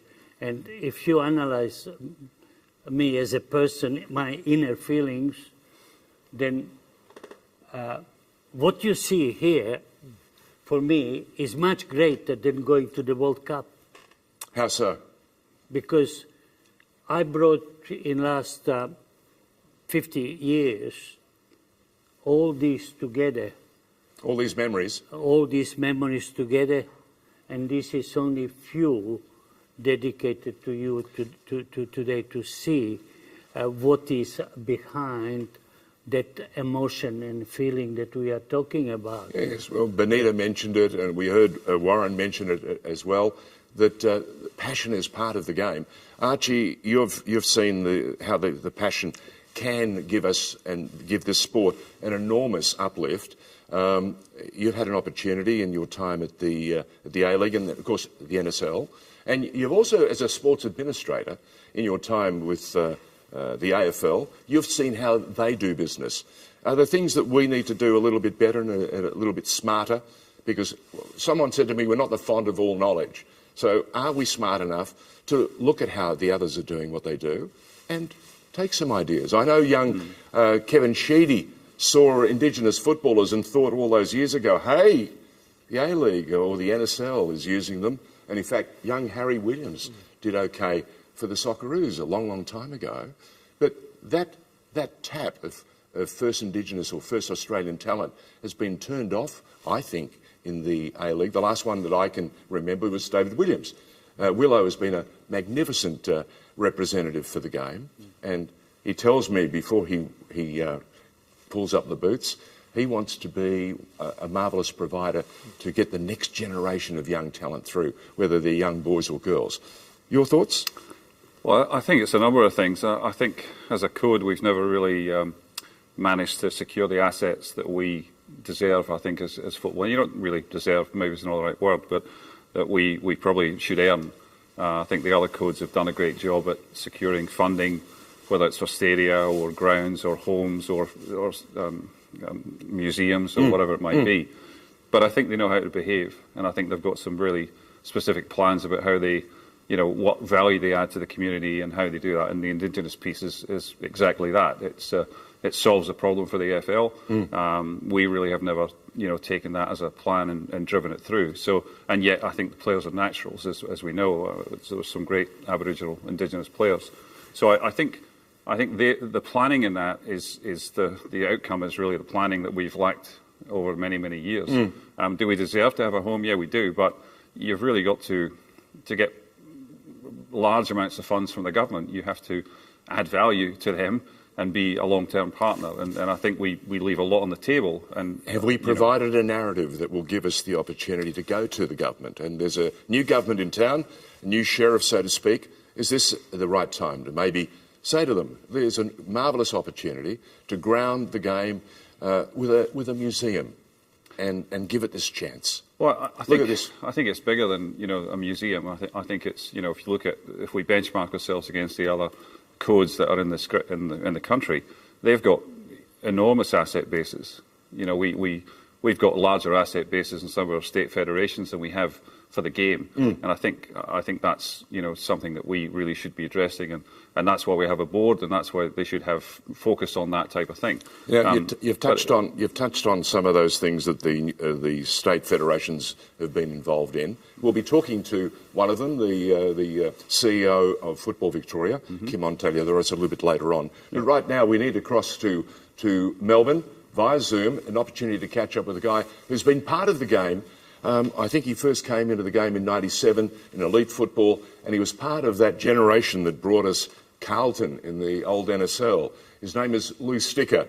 He didn't just leave his credentials there. He got into player agency and he became a promoter, and he's brought not only some of the biggest names of the game down under, but he's also brought some of the biggest clubs in the world to Australia. Lou Sticker, welcome. Thank you, George. It's most menacing having you right over my shoulder. It's a magnificent studio. I've never seen you this large nor this sharp, but thank you for joining us. The discussion matter, so many things we need to unpack from that first hour. You would have got a chance to listen to our special guests. What would you like to sort of piggyback on and take it to the next level? Okay, that was very interesting. The first panel was raised a number of points that really struck a chord with me. And I suppose my take is that we as a sport find ways to undermine our own progress. And I'm going to bring up some examples of that. Go on. We started in 2005, and I'm talking about the A-League now. The NSL had a very glorious history. For whatever the reasons, that paused and resurfaced now as the A-League. And we won't get into the arguments about old versus new, but some of the things that stick with me, having been part of the old journey and part of the new journey, is that we've had people running our game that actually don't have a feel for the game. And what I mean by that, I don't blame the individuals per se. I mean, if someone gives you a job and wants to pay you a heck of a lot of money to run a sport that you've got no background in, well, who's the fool, you or the person that gives you the job? But the fact of the matter is, some of the people that have run the game since 2005, run the A-League, I should say, not the game, the A-League, have made decisions that hurt us today. And I'm going to bring them up. We're a small population spread across a massive land base, 25, 26 million people. It's a very, very finite supply of human beings. And we actually did manage to tap in to the young audience. We had thousands of them behind the goals at Central Coast Mariners. We used to call them the Marinators. And then the Wanderers, Melbourne Victory, massive support behind the goals. And our administrators have let security, stadium security and police run these kids out of town. Now, do some of the people that got into trouble or caused the trouble deserve to be evicted from the stadiums? Probably yes. But en masse, we've turned away a generation of people. And that goes not just to the fans, it also goes to people that put their blood, sweat and tears into the game. People like Con Constantine up at Newcastle. I mean, we're a small population. We don't have many multi-millionaires that are prepared to put their dollars into football. And for whatever the reasons, if things go wrong, there should be a glorious exit for those people to sell their clubs, let the administrators come in, sell it off, and give some of the money back to people that have put in the money to buy the licenses. Yeah. So we have this tendency to burn a very, very finite population. I've seen it this year. The 3 Melbourne clubs won the 3 trophies, and yet the stadium, if you only think back to 3 or 4 years ago, the Victory, the amount of crowds that club has generated since the start of the A-League. They used to fill Etihad Stadium, as it was known in those days. In year 2, I think I went with my wife, 56,000 people. And remember, I'd unfortunately been through the Carlton demise, and I turned around to my wife and I said, can you believe this? 56,000 people, mums and dads and kids that probably didn't know what a soccer ball looked like 4 or 5 years before. Yet, somehow, the game managed to attract a new, bigger, wider audience. And let me say, a lot of the people that were also disenfranchised from the NSL. So people of older generation embraced the A-League and came in their droves. And yet, bit by bit, because we've had people that don't have a feel for the game, we've allowed these people to turn our fans away. Now, the good thing is, we've now got people at the FA, in James Johnson and Peter Filopoulos, football people who actually have an understanding of what it's about. And then we look across at the APL and we have Danny Townsend. So finally, after 17 years of the A-League, we have people in key positions that actually know what sport we're playing, what shape the ball is. And it's no disrespect to those that were given those jobs. I don't blame them. I repeat, if someone comes along and says to me, Lou, would you like $1 million to be the CEO of table tennis? I don't know how to play table tennis. I'll take the $1 million. I mean, it's just the way it is. So I think that is a major problem. And one of the resultant issues is that there seems to be, every time someone comes into the game as a CEO or as a head honcho, 5-year plans. We turf out the previous 5 years and we come up with a whole new 5-year plan. We don't have continuity. I actually think this country is very, very unique. I can't talk that much about other cities, but let me tell you a little bit about Melbourne. Go on. Melbourne is the events capital of the world. People go to events. You've just disenfranchised the whole of Sydney. You've just...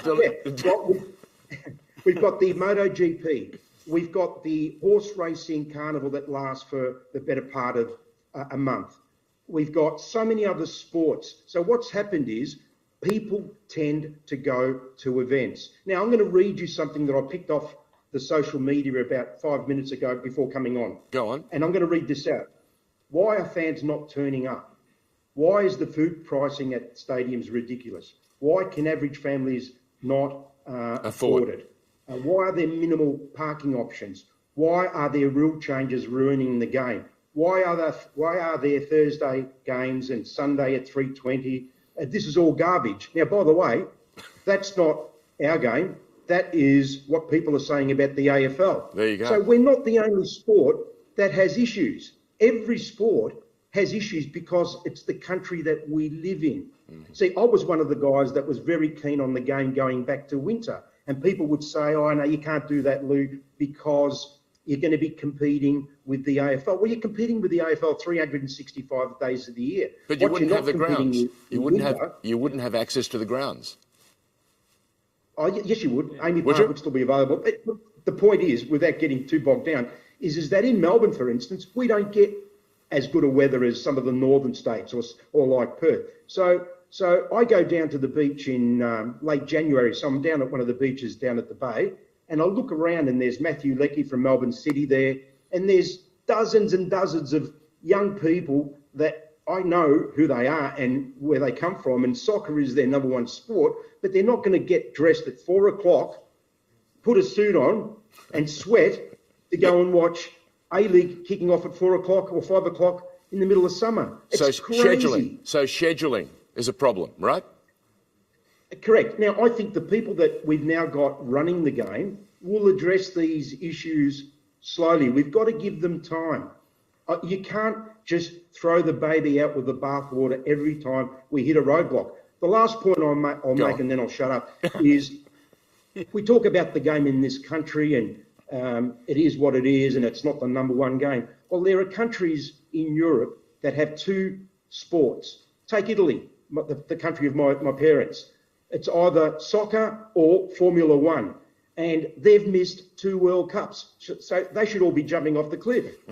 But you have a bad run, you come back. I think what we've achieved is we've had a accumulation of success at the national team level, and the A-League has had some big ups and we've got some lows. We've got to just let it level out. We can't pick on everything that goes wrong. There you go. You can't pick on everything that goes wrong. So, Raleigh, join Lou. What do you agree with? What do you agree with all of it? Lou is much more administrator than I am. Right? I've been opposition in many ways, right? But Lou is very truthful. This is opinion based. Give people time, and they should produce results, right? With Lou, with all his experience and what he puts into the game. Well, he's a promoter too. So when he says to you, enormous amount of time and effort, and that has to be respected. I suppose. Raleigh, what do you make of the situation with the policing at the football? Some would say they're heavy-handed. They're not giving the youngsters a chance to enjoy themselves. The active support group, as Lou touched on, has walked away or has threatened to walk away time and time again. And I know from being a Melbourne City fan, there are many times when I didn't want to go to was it Etihad? Because I knew just the torrent of noise that would come my way. But I can also remember a time when I took Ferran Soriano, who was our special guest from Manchester City, to that game when Victory beat Melbourne City convincingly, and he just sat there, refused to answer his phone, which kept ringing for the entire hour and a half of the game, and he was watching the crowd. Yeah. So he was taken in. We're talking about a guy who runs the City Football Group, Manchester United, or Manchester City rather. And Lou, you're spot on. He was gripped by that experience. Yeah, I can tell you from my experience on Wanderers that the RBB, which attracted people to that game. Correct. People went there and they just loved the RBB. And we were continually fighting with FFA about that, because this is the things I talked about earlier. We don't respect our supporters. Okay, here's the question I have for you. Is it the state government, Lou, you'd be across this, is it the state government who owns the grounds that sets the parameters and instructs the police to behave? No, I can answer that for you, George, because Archie, I was head of the A-League, and my first week in the game I was called to a banning meeting, which astounded me, given I'd been CEO at St Kilda and obviously a football lover and football player.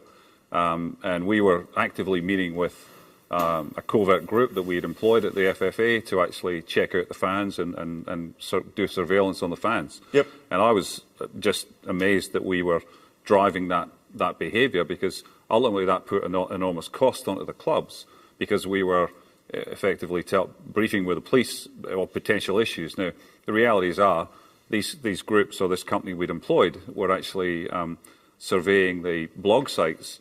And I remember Adelaide was playing Melbourne Victory, and 3 young kids had said, "Oh, we're going to come and knock over some chairs in your pub or whatever." Well, that doubled the policing, and it doubled the footprint for the traffic management, and it doubled the cost of the stadium. And we were actually driving that behaviour, and I was astounded with that. I remember, saying, "You can't be serious." And then we had designated seating, so we actually created that ourselves within the FFA executive committee, and we drove that for years. And that's what caused most of the issues, and the cost that put onto the game, and the joy it took away from games. I mean, fans were getting ejected in Brisbane for taking their shirt off in 40-degree heat because the Suncorp security staff had been briefed to say, don't let them stand up and take their shirts off. Clearly, they haven't seen the Wellington Phoenix fans in New Zealand who take it's -5 and they're waving. Yeah, but they're still blue. Lou, you've had an opportunity to bring many a big club from around the world down under. What have you had to say to those policing units and those state governments when you're bringing some of these teams down under? Is that a big question? Security? It's a difficult one to answer, George, because a lot of the times you've got various parties involved. When you bring an international game, you've got state government who puts money in, so they bring their pressures to bear.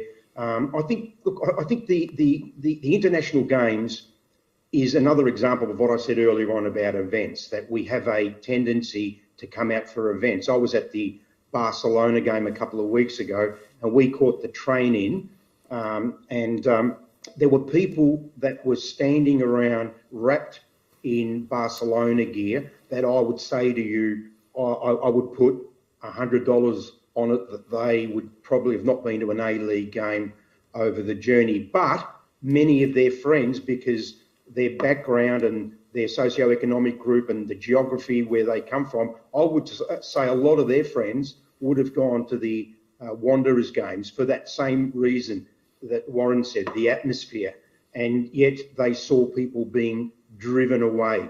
It's not that they've abandoned us, George. We've turned them away. We've turned them away. That's the key thing here. And the game never stuck up for the fans. So the game did not stick up for our fans. Let me just ask the audience. Would you agree with Lou? The game hasn't stuck up for the fans.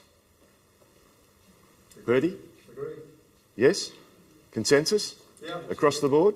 So the game has got to stand up for the fans. And I think what Lou said is correct. I mean, the people running the game now, at least our football people, they understand the importance of fan engagement. They understand that. So I would like to think that Danny and James, and specifically Danny, probably more in the A-League, will do that and stand up. And given the owners own the league, clearly they don't want to spend additional dollars that are purely wasted. No. Security is still important, and we want to have a safe venue. There's no question about that. But I think there's a limit in how high you need to actually go to, and it needs to be sensible. I've been told time and time again, if you want to run something properly, governance is key. Now, what I'm hearing is we've got to be smarter. We've got to have people who know the game and understand how a game comes together. And Lou's touched on it, Archie's touched on it. Raleigh, you've seen the opportunity time and time again. You've immersed yourself in many a great game, and you've been in the middle of some of those special moments. Do you agree with the boys? I agree. That goes for quite a while. But without excitement, there is no game. And if anything, Wanderers and that Parramatta area before the game was good enough to get into the pub, and I'm not a drinker, and I would go home back, was good enough for me to see excitement of the young people. But if one of them threw the bottle, it's called riot. Yeah. Right, which is fairly unfair. But I'm here for different reasons. Go on. These are experts in different fields, and I'm expert in mine. I'm here to tell you something. You see this picture there? Yep. See? Yeah. Looks like it's a story that you've written, is it? No, I didn't write. The writer is in the corner here. Yes.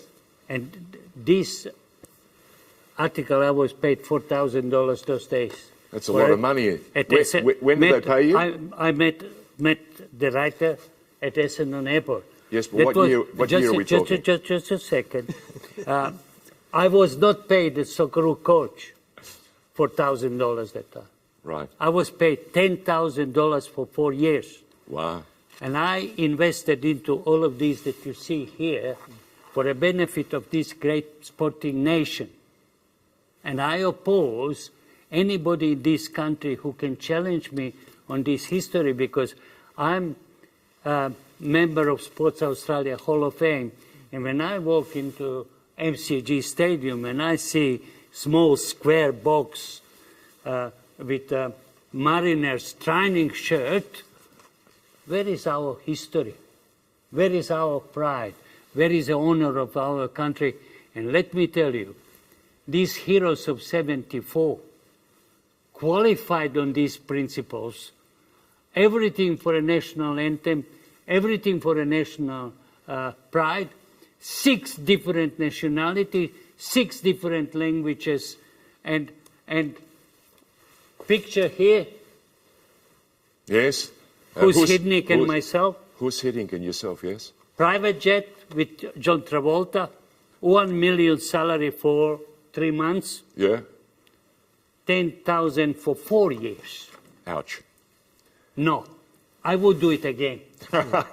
I do it tomorrow. So what you're telling me is the passion is the key. I'm telling you it's passion, and we have to create and give something to young generations of Australians that we are equal or better. Yeah. We are definitely better. When Del Piero took the field, all stadiums shook and stood on their feet. Right. Yeah. Means they understand what quality is. And only 2 weeks ago, Dwight York, new coach, new manager, he took team with a lot of pride and honor and met Barcelona in every aspect of the game, and 80,000 people. Yeah, so about 71,000. All right, 71. I don't want to scare the AFL because any time you mention a number, they get offended. Call it 71,000 people, but who left the stadium unhappy? No. Not a single person, because our team matched Barcelona in every aspect of the game, including opportunities, scoring opportunities, including technical aspects of the game. Yeah, right? I thought we contained, And gamesmanship and sportsmanship, which they said Aussies played tough and rough game. No. It was not the case. I thought we saw some great youngsters too, didn't we? Raleigh? Some youngsters too.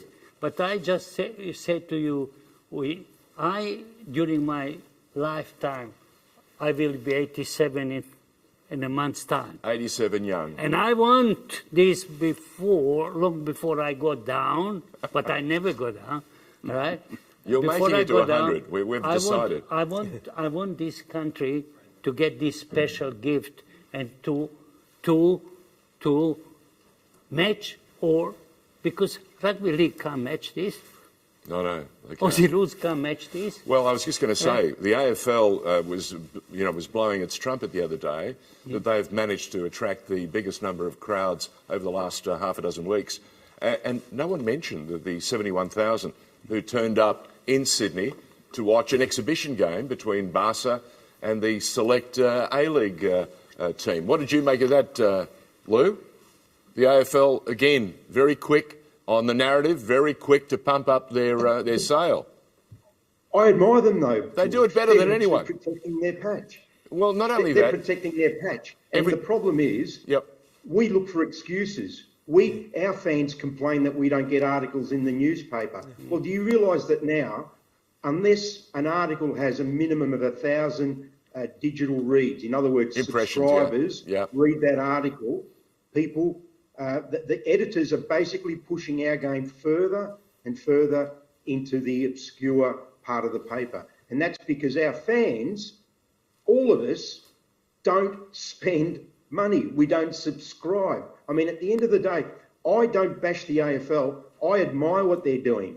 They've turned their sport. You could put a monkey in the chair as CEO of the AFL and in 12 months' time come back and the business would still be in very good nick because what they've got, George, they've got a solid structure. Yeah. We have a lot of flaws, but now that we've got some good people in the chair, in the positions of power, we've got to give them time. They can't fix everything overnight. Before I move off, I want to say, Raleigh, Jack Riley rang from Scotland about an hour ago, and he sends his best wishes to you and to everyone involved in this show, George, and obviously very, very special thanks to Harry Michaels. So that's coming from Jack Riley, your goalkeeper in 1974. Thank you, Lou. Thank you. Not only did Jack ring to say all the best, but he also wanted us to make sure that we establish that the next 5 years are really important for the game. And as Lou touched on, next year, the new season, an opportunity for the new APL, the newly independent APL, to stand up and make an impression, and also for Football Australia to adjust its sails because it's sailing into a World Cup year for our Matildas. So, Warren, you've got Kaya Simon, you've got Lydia and a host of others. And is there a crop of youngsters in that next tier that excite you, first Australian women, who really can take us maybe into that final? Could you Just imagine? before I get onto that, I'm amazed you got paid $4,000. I only get paid $800 on my articles, but anyway. We don't mention money in front of Lou because he's seen some good ones, but he's also had some moments where he's had to wear it. So he understands how important it is to make a good business decision and then deliver. Well, look, one of the great things that has happened over the last few years is the growth of the women's game. The Matildas would be right up there as one of our top sporting clubs, everyone just loves them. You know, you see them turn out and you see the girls turn out and everyone turns out to see them play. And I just love watching them, and Sam Kerr and Kaya and all the team and Lydia Williams and that. They're a great team and a great product. And it's about how can we work off that for us? And I think that's it. That's again, that's about passion. You can see the passion of those young girls and those young people who turn up and watch that games. They pack them in. They do. Because that's been a long time coming. We've been building that narrative for a while. And this is why what Lou says is true. We've got a new team in. We need to now who's got passionate, who actually loves the game. And I agree with everyone that not having people, and don't knock them, you know, someone paid me $1 million for table tennis, I'll take it too. Warren, let me just spare one moment. We've got to give Lou a chance to get going. Lou Sticker, thank you very much for being a guest and giving us a chance to canvass some of the subject matter that was discussed in the opening hour of this special, Everybody Unite for the Beautiful Game. We wish you continued success. He's been a big part of the Brains Trust at the Tribal Sport Management Group. And I want to know what the next big surprise is. Lou, are you going to give us anything before you go? Well, when I find out, George, I'll let you know. I'm usually pretty close to the action. So. All right. But no, we just got to keep plugging along and enjoying the good moments and pushing on. All right, and be balanced. Thank you, Lou. Lou Sticker joining us. Thank you. All right, gentlemen. Another guest coming to us via Zoom. It'll be the CEO of Football Victoria in just a moment. I think it's a former NSL striker. You might have seen him play a few games. Kimon Taliodoris. Do you remember Kimon in his playing day? Are you questioning my memory? Never. I would never question your memory. Never question that. What did you make of him as a striker? He strike quite well. He strike right well. Would he be in your team? No, but he was in... Is that a no or a yes? In a generation of different players. You can't compare that. If I said that something could replace Otiaboni because You see this picture here? Yeah. Paul Breitner, Oti Abonyi. That's a moment in time. World Cup, right? Yeah. Then Alston, first Australian player who was offered contract with Eintracht Frankfurt and Hertha Berlin. Then he finished in Luton Town because of his English background, which was silly decision, and he knows that. Then he went to American Pro League with Cruyff, Beckenbauer, Pelé, named them all. Noddy played against all of them. So Kimon, of course, aggressive, fast, polite. Had a nose for goals. Yes, and a different generation and different type of football under different coaches. But I dare not say that any striker was better than Noddy Alston. Would be. And Ray Bartz, may God help you. In my books, still the greatest player Australia ever produced. Can we just pause for a moment and talk about Ray Bartz? Because what people don't readily appreciate is he was given an opportunity to join Manchester United at a time... No, he was at Manchester United. Well, yes, but to sign a long-term contract, and he chose not to. Is that correct? No. No? I got it wrong? His father got seriously ill. Uh-huh. And he was ahead, you wouldn't believe, he was ahead of Brian Kidd at one stage at Manchester United. And Brian Kidd, shortly after, played for England. Yeah. And that tells you how great Ray Bartz was. The quality of the man. Yeah, amazing personality, great Australian. And that really what makes this, when you say Socceroo, dressing room is different when you walk into that room and you say Socceroos, right? Well, here's a Socceroo. He's joining us from Melbourne. I think he's ready via Zoom. Let's see. Kimon, there he goes. Kimon Taliadoros, welcome to the program. More importantly, the coach, the boss, Rally Rasic, the man who led our Socceroos in '74 to West Germany in those days, has just been pumping you up, saying that you had a nose for goals and he liked the cut of your jib. Well, that's a fine compliment. Thank you, Rally. You must be getting soft in your old age. I really appreciate the kind words. Thank you. Now, you join us at an interesting time. We've had we're well into the second hour of our program tonight to talk about everybody united behind the beautiful game and getting more of what we can out of the A-League. And of course, there's Archie's right in the middle of discussions, talking with this next tier of clubs, the AAFC, is that correct? Who are contemplating putting some teams together and pitching for a national second division. You're right there. You're in those discussions.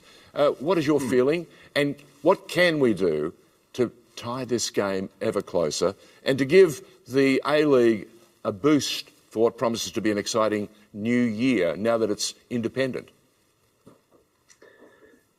Well, I think we're in a fabulous position. We've been through a lot of turmoil over the last few years, fundamental turmoil to the Constitution, the nature of our Congress, the relationship between the professional game, the amateur game, a whole batch of fundamental issues, and they're playing out as we have been going in the last few years. The complication with COVID, I think, has exacerbated, perhaps. Yeah, and really, I suppose, in many ways, enabled us to really focus on the the roadmap ahead, and at the heart of that is everyone understanding who should do what. Now, in the seat there, you can see Rally, who understood that better than anyone. Not only is the narrative important for a team, the motivation, the common sense of purpose, but each person in the team needs to understand their role. They need to understand their individual role, and they need to understand their role within the team and in pursuing the team objective. And so, you would recall there was a change in the chair, the leadership of the game. There was the divestment of the A-League. Yep. There was the welcome introduction of fine football minds who are really taking responsibility for the future of the game. And change comes slowly. It really does. And because we have the overlay of the complexity of the federated structure, that's unfortunately an anachronism, a legacy that we've inherited, that we're all seeking to solve, because we want to do things better. We need to do things better, which means understanding the various roles and having clear demarcation makes it a lot easier for us to generate the returns out of our limited resources. Can you see a way clear? Can we see a roadway and a pathway for all of us to, as you say, play our roles and make sure that we move the game ever closer? And there's something else that we needed to do, and that was to bring the divide from old and new. And from all those clubs that Archie and Warren and Raleigh remember were the great old clubs of the NSL, we've got to give them also an opportunity to dream. There's nothing more exciting than dreaming. This man here, the boss, managed to bring a bunch of part-timers to do something, to finish in the final 16 of the world back in '74. That's unheard of. If I said to you, I'm going to grab a bunch of part-timers, we're going to train like hell, and you know what? We're going to make it to the World Cup. What would you say to me? What are you drinking? And how much of it have you been drinking? But he did it. That's right. And those magical stories are some of the best things about sport, aren't they? The success of the underdog and the exceptional circumstances, the resilience, the incredible achievements of unexpected achievements. But if we're to take a mature approach about our own future, we can't rely on moments of magic. We need to have structure and a sustainable plan so that we can expect to be competitive consistently, not only in grassroots in providing value for money and a magical and a wonderful experience, but looking and to go deep into all the tournaments if we aspire to be a football country. Kimon, just hold on that thought for a moment. I want to go to Archie for a second, because Kimon tells us that there's an opportunity to go forward if we're smart. You mentioned to me before the program there's a great way for us to look at marquees. They're not just a sugar hit. They don't have to be just a sugar hit. There can be a smart way to do it. Do you want to elaborate? Yeah, well, I think the marquees next year will be an important part of the A-League for sure. But I do think there's a synergy with trade and with the government to allow us to utilise the marquees and potentially not the burden falling on the clubs.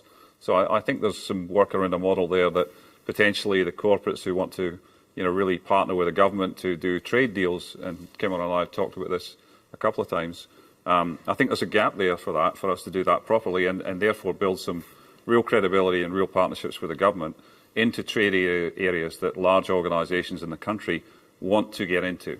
And ultimately, at the moment, the marquee cost, if you like, falls on the clubs, and that's been difficult, and it means that some clubs will choose a marquee player that none of us are we don't know their names, and we're going to go and watch them.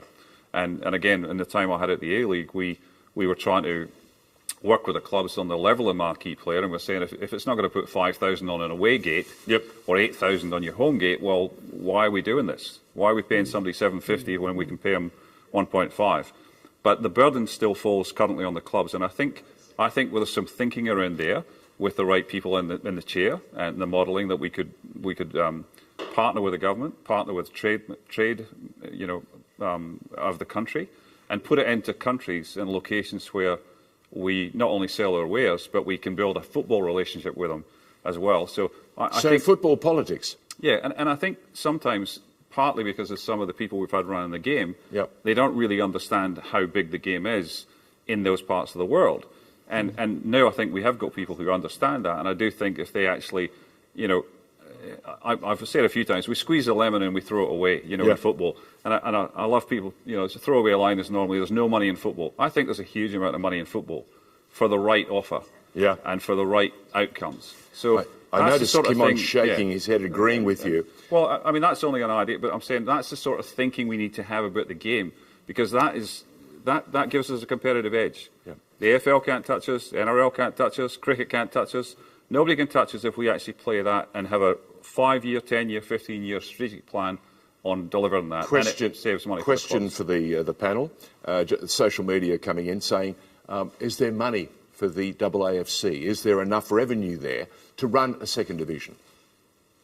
Well, football's, there's no. You either make a club work and it closes up if it's like normal business. So I don't see, I think people will get behind football. I think the realities of promotion to the A-League are a long way off. I mean, the realities are, and it would be good if we were just truly honest with each other on this. I think that's another thing that would be handy in football. Well, if the A-League is closed shop till 2034, then tell everybody else. Yeah. So all the clubs playing in the second division don't get excited about promotion relegation because it's never going to happen. It may happen, but at the moment they don't have to make it happen in the A-League. And there's nothing wrong with that, so long as we know what the rules are. But at least in the second division, I think the sort of clubs that have put their mind to it and the effort they've put into it over the last 5 years, we started this 5 years ago, this debate in the in a meeting in Melbourne, which I think 120 clubs came together in a very short notice to talk about the fact is they wanted to play at the highest level. And that was it was clubs, it was administrators, it was passionate football people. It was a great room to be in, and they were all about saying playing at the highest level. So long as in football you're allowed to play at the highest level, if you run out of money, you're going to get relegated and you're going to go and play somewhere else. But your club won't fold, in my view.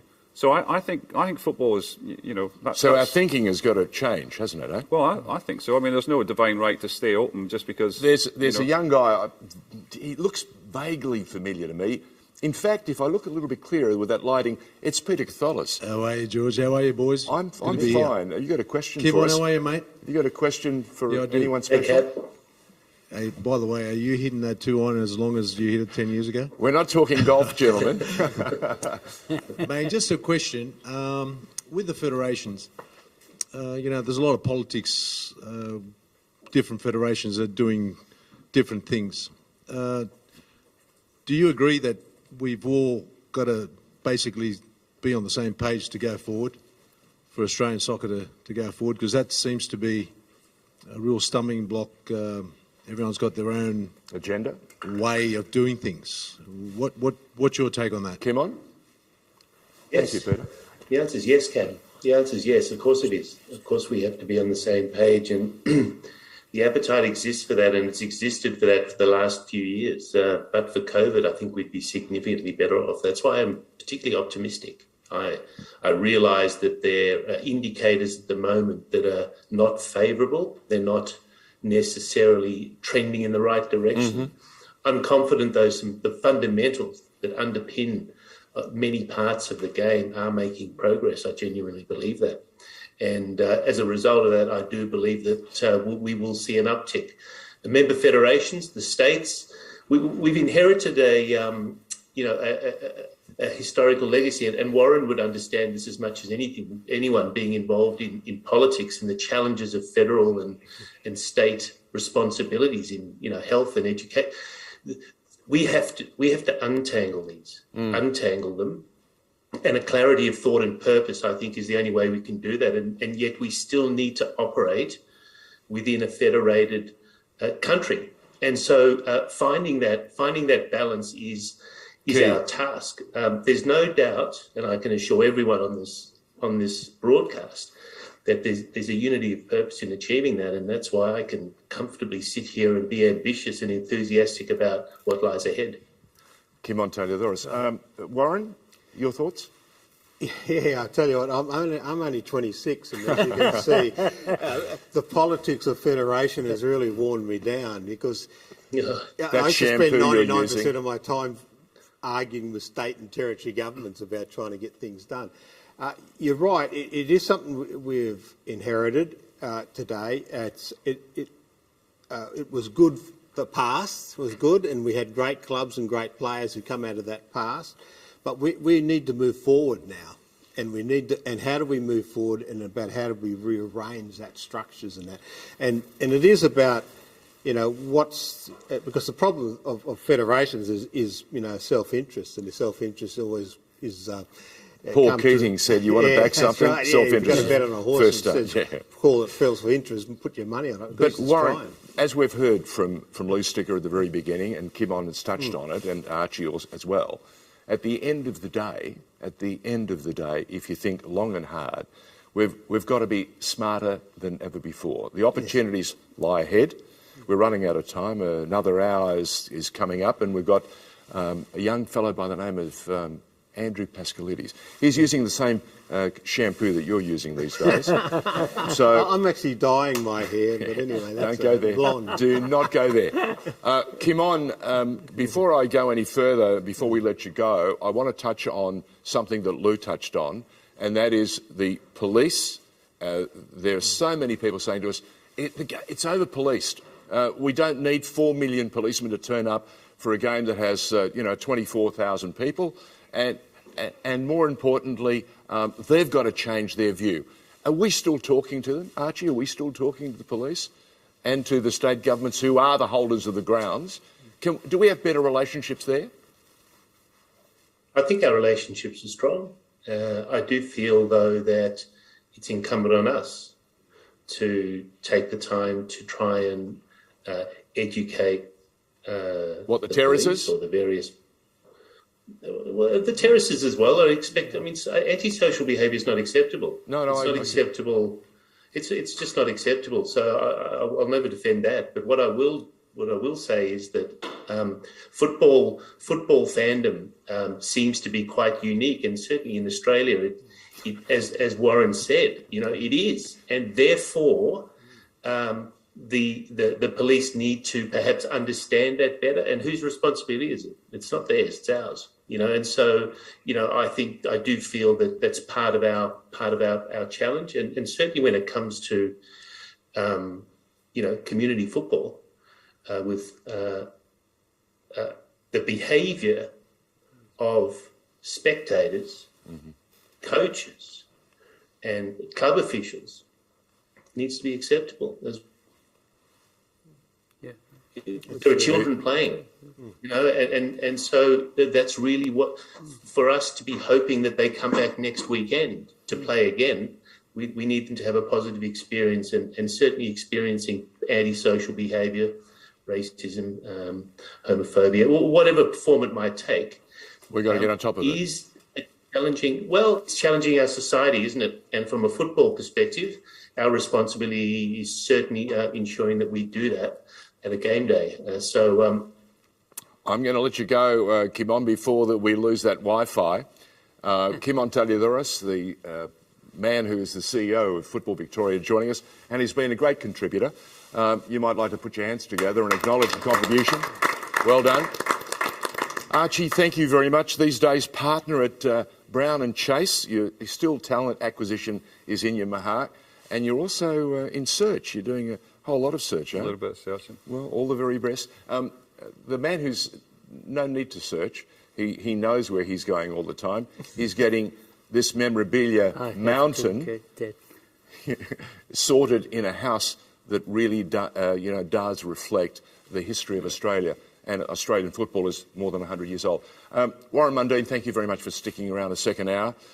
You did the extra time, but let me tell you, with that look and that polish, you did it seamlessly. Well, there's going to be a lot of women watching this show, so yes. My wife said to me, make sure you tell Warren's wife that everything will be okay. Thank you, Warren Mundine. Thank you, Ray Rasich. And Archie Fraser, thank you. Another hour of the game coming up. Great discussion. Everybody unite for the beautiful game. Andy Pascalidis with his special guest coming up next.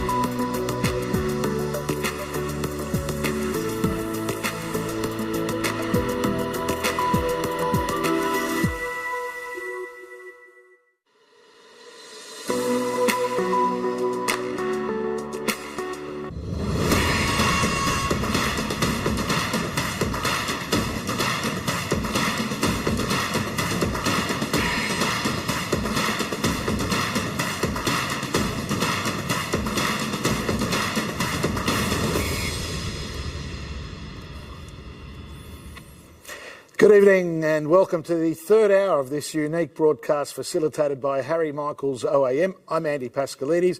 I'm a football tragic. I've been involved in the game for now 50 years. I started playing when I was 9 and it's just breathtaking to be back to where it all began for me. My first appearance on Australian television was right in this studio with Les Murray, God rest his soul, with a wonderful show that Harry produced here called Soccerama. It's been an absorbing 2 hours. If you've just tuned in and missed the first 2 hours, don't panic. You can watch it back on YouTube again. It's going to be there forever. So let's go straight into this last hour. It's a unique mix, and I'll start with the lady that's getting her first opportunity to talk about football because she represents the future of the game, and I'm talking about Angelica Georgopoulos, who has many hats as Strathfield Strikers Junior Vice President. I mean, Football Australia, Football New South Wales Game Development Officer, Football Community Champion for the Women's World Cup bid, and. God bless you, Angelica. Great to have you here. The one and only Peter Katholis, a man who has played at both NSL level and Australian level, of course, with the Socceroos, has won 3 titles playing for the likes of Archie and Marconi Fairfield, of which one of his coaches is in the studio, the one and only Rally Rasic, and also had a stint in Greece. The cat, Peter Katholis, good to see you here. Well, I don't want to say that you've played in too many countries and for too many clubs, David Carney, but you have. You have. How many countries we talked about? 7, I mean, from Uzbekistan to England, but you're a man of experience. You've played in the Premier League, of course, Blackpool in England, and you've represented your country with esteem. 2 wonderful stints in between all that with Sydney FC, and you even played at Everton with a guy called Wayne Rooney. David Carney, we welcome you.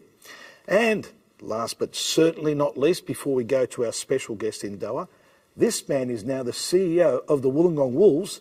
Now, for trivia buffs out there, Harry Michaels was once the owner of the Wollongong Wolves, and he brought out Alan Brazil, Paul Mariner, Trevor Francis, just to name a few. I think we touched on it earlier. Srey Dolovsky, referee of the decade as judged by the players, a FIFA-accredited referee, A-League referee over, 145 games? Am I on the money? Yep, 140 I'm on the money. And the first man in the world to use the VAR. Australia was the first country to use it, and you were in the bunker. Correct. Not a fan of the VAR, but that's another story. The good news for Australian football fans in midweek, twofold. The Matildas are going to play at the new stadium, which is just around the corner from my place. It looks fantastic. They'll be playing Canada later this year, but the Socceroos got through that first crucial hurdle, and now they face Peru for that spot at the World Cup, where we've been playing ever since 2006 after a 32-year wait, and all of us, well, I'll kiss the cross before I go to Doha. James Johnson is the CEO of Football Australia. He came in December 2019. It was a tough initiation when you think about it, going through a pandemic and trying to restructure the game and get us back on the right track. And we'll cross now to James, who's in Doha. James, how you going, mate? Hi, Andy. I'm doing well, thank you. Great to see you. I'm just a quick one. Is Lou Sticker your agent? I wish Lou Sticker was my agent. What a man he is. He gave you a huge rap, and it's probably one thing in the game that I don't mind asking you this. He said having football people in the key positions of the game is crucial for our future movement. Look, I think that's right, Andy. I think if you're going to run a business, you've got to understand the intricacies of the business, and we're in the football business. So naturally, I think football people need to be at the table and making decisions so we get the right outcomes for football. So I would agree with that. Now, what about the Socceroos? 1 game down, 1 game to go. I had a look at the Peru friendly against New Zealand. They looked like a formidable opponent, but we always know that. We've been down that path playing off against South American opposition. But a one-off in a neutral venue is always an interesting mix. It is, Andy. And look, it's been a very long and complicated qualification process. We had a year where the team were effectively not playing, like all national teams. And when the teams were playing, Australia was in a more complex situation than most of our competitors, simply because we couldn't play home matches at home. But the reality is the team are 1 game away from qualification, 90 minutes of football away from qualifying for another World Cup. And I can say, being on the ground here, that the team's in really good spirits. There's a lot of energy, and I think this team believes that they can win, and they can win against Peru. It's going to be a tough match. They're a great team, fifth place team in South America, which is probably the most competitive confederation of football. So I'm totally excited. I hope the game is, because it's going to be a cracker of a match on Tuesday morning, Australia time. Now, qualifying for the World Cup, it's not just the benefit of the millions that we get through FIFA, but the flow and effect to the game, the sponsors and everything else that comes through it, the media coverage, because we're seeing a lack of media for our game at the moment for differing reasons, but it's so vital, isn't it, for the Socceroos to qualify? It really is. I mean, if you look at the strength of the brands within our football brands, our Socceroos are historically our strongest brand, and they still are as a sport. We have seen a major increase with the Matildas brand over the past couple of years in particular, but to have the Socceroos brand first in front of everyone's minds around the country, mainstream media around the country, this is really important for the sport. So absolutely, if we qualify, this is going to be great for the sport, because we're going to see a lot of interest leading into Doha in November this year. And the obvious, having it on free-to-air, it looks like it could be SBS's last coverage of a World Cup, which is sad in so many ways when some of us have worked in previous years with SBS. But, you know, looking forward, aside from the Socceroos, what the Matildas have been achieving for a number of years is fantastic. There's been controversy along the way, coaching changes and whatnot. They've restructured, rebooted, and there's so much to play for coming into 2023 in the World Cup. I think there is, Andy, and I think that's a remarkable story for the sport. The Matildas brand, whether you measure it on social engagement, broadcast numbers, match day attendance, revenue streams, the players that are playing at top clubs around the world, everything is on a steep increase. We've seen that over the past 2 years, and the pace isn't getting slower. It's actually getting quicker and steeper as we head into the Women's World Cup. So the brand now is very strong. And I think that's fantastic for the sport, because the true strength of the sport, in my view, is two strong national team brands, both on the men and the women's side, very connected to the community. And we know that community is also our strength. So we've got 2 million participants playing week in, week out, and engaging week in, week out around the country. So to have a men's team going to Qatar, a Women's World Cup in Australia next year with a thriving participation base, I think is fantastic for the sport, and the Matildas are a key part of that strategy. Sarah Walsh has said, and quite rightly so, she wants a 50-50 balance male-female in terms of playing the game. That's fantastic. Do you think it's feasible? Do you think that can happen? It can happen if we get legacy right, Andy. And if we look at the major competitions that have been played around the World Cups I'm talking about, 1994, the Men's World Cup in the United States, for example, it saw the birth of Major League Soccer, which today is one of the best competitions in the world. Our focus has been for the past 18 months on ensuring that we take advantage of the Women's World Cup. What we don't want is to end up in August 2023, where we've had a fantastic competition, best women's competition in the world, but it's just a memory. That can't be the outcome of the Women's World Cup. It needs to have created legacy. And part of that legacy program is around ensuring that we can meet higher targets for participation. The reality is that our biggest growth corridor in our participants is girls and women.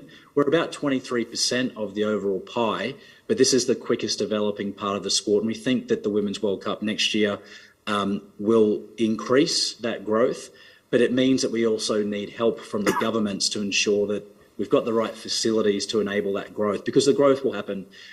Do we get to 50-50? I think we're going to go close. That's the goal, to get there by 2027. And that's going to mean concretely 400,000 more participants for our sport. And we're already the biggest participant sport in the country. So massive opportunity, Andy. And hopefully we get government funding to flow in, and better facilities, as you know.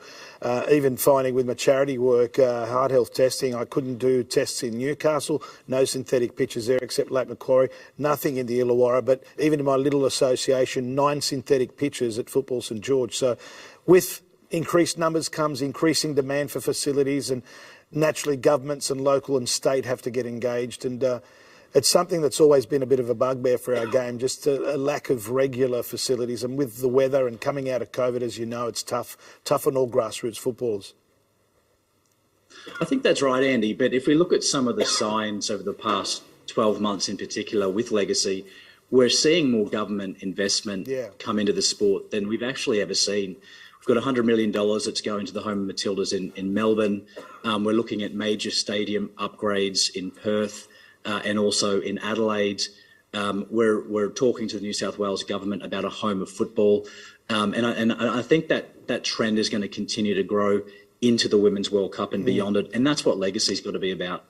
Yeah, one of the panel discussions earlier, you probably didn't hear, was talking about a home, a museum. It's long been discussed. I know that there's been a lot of discussions with individuals and Football Australia. That's one thing that I admire, the leagues and the unions and the AFL. They really acknowledge their history, and it's important to educate the next generation as well. Yeah, our history is important, and why wouldn't it be? Because our history is a magnificent history. It's a beautiful history of Australian football. We don't have a home yet of Australian football. We have offices, but it's not really a home. And I think as we develop or continue to develop and shape our identity, that home of football is going to really become key. And again, if we're ever going to get a home of football, it's going to come on the back of a major tournament that we're hosting, like the Women's World Cup. What's been the toughest mission for you in the journey so far, given you've still got your L plates on effectively and you've come in at the worst time during a pandemic? Well, week number 5 or 6, COVID hit, Andy. So I think that was a challenge that I think any leader or any person in society has really not had to experience. So that's been challenging, and it was challenging particularly in year 1, which was the year 2020. But I think as a sport, we're pretty geared towards these sorts of challenges. We're very resilient as a sport. We've tried to put in a vision, and we've really tried to focus on trying to unite football and bring the community together around issues. And I think COVID, one thing it did do is it really brought the community together. And I must congratulate, I think, the community at all levels, because we got through it. I think we're better for it. And if we can get through COVID, I think we can do a lot of great things in the future. A fantasy story, wasn't it, for John Aloisi and Western United? And hats off to them. It's one thing also with the A-League, obviously not under your structural control so much now. It's a separate entity.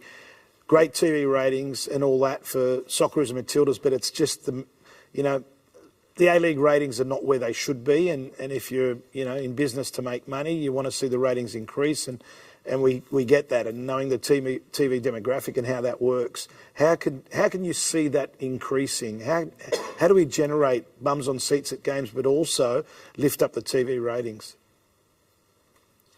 I think just to be a bit nuanced with the TV ratings. So if we look at, and I come back to the league, but if we look at the Socceroos, they're about where they have been. So there's been no decline, but there also hasn't been an increase. The Matildas, the increase has been very, very steep over the past 18 months, particularly since we've moved to 10.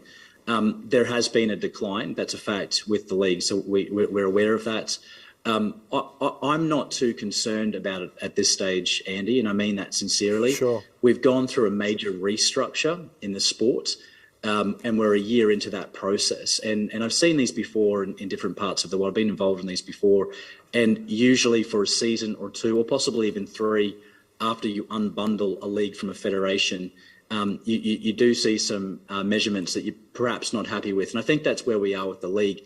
Having said that, though, in the medium to the long term, the league will bounce back. You've got a good group of executives on the ground that Danny Townsend's leading. You've got good ownership within clubs. You've got an entity like Silver Lake coming in right now. There's money there. I'm not worried about it whatsoever, but I do think it will take some time for us to start seeing those measurements increase again. James, just to end on a lighter note, I've got to ask you a couple of quick questions. Where did you first start playing football? In a small country town in central Queensland called Rockhampton. I played for the Berserker Bears. They're a local team. In fact, I was in Rockhampton only 2 weeks ago for the first time in about 25 years. and I was given a Bersker Bears shirt, which I'm very proud of, and it now sits in my office. So that's where I grew up playing.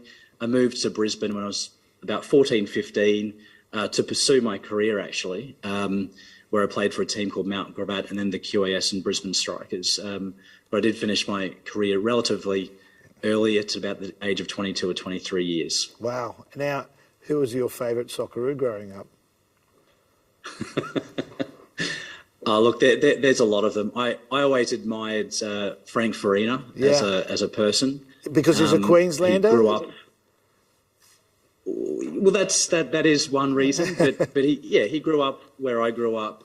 He would come into camps when we were coming through our era. He'd talk to us. He was a very humble person, and he was always open to talking to young players. And as a 12, 13, 14-year-old, he was a star at that time. And the fact that he gave players like me who were, just trying to improve the time of day is something I'll always remember. And I think the quality of that person is just outstanding, and he was a great player as well. I won't disagree with that, mate. Looking forward to seeing you when you come back home. Hopefully you can make it to the NSL reunion on July 16 for my charity, and thanks for supporting my charity on that note as well, mate. We're continuing to save lives, and that's another part of football that's important, the health and well-being of our players as well. God bless you and good luck against Peru, bud.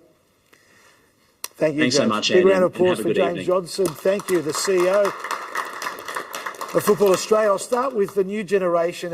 Am I safe to call you the new generation, Angelica? Absolutely. I give people life crisis at that point, though. What are your thoughts on today's discussion overall, though, about the game? Where do you see the game at the moment? And you're in the front line. Well, it's interesting, right? Because I was at the 2005 match with John Aloisi scoring that goal. I was falling asleep, though, on the seat, so I do have to admit that, though. So that iconic moment I did miss. But I was there.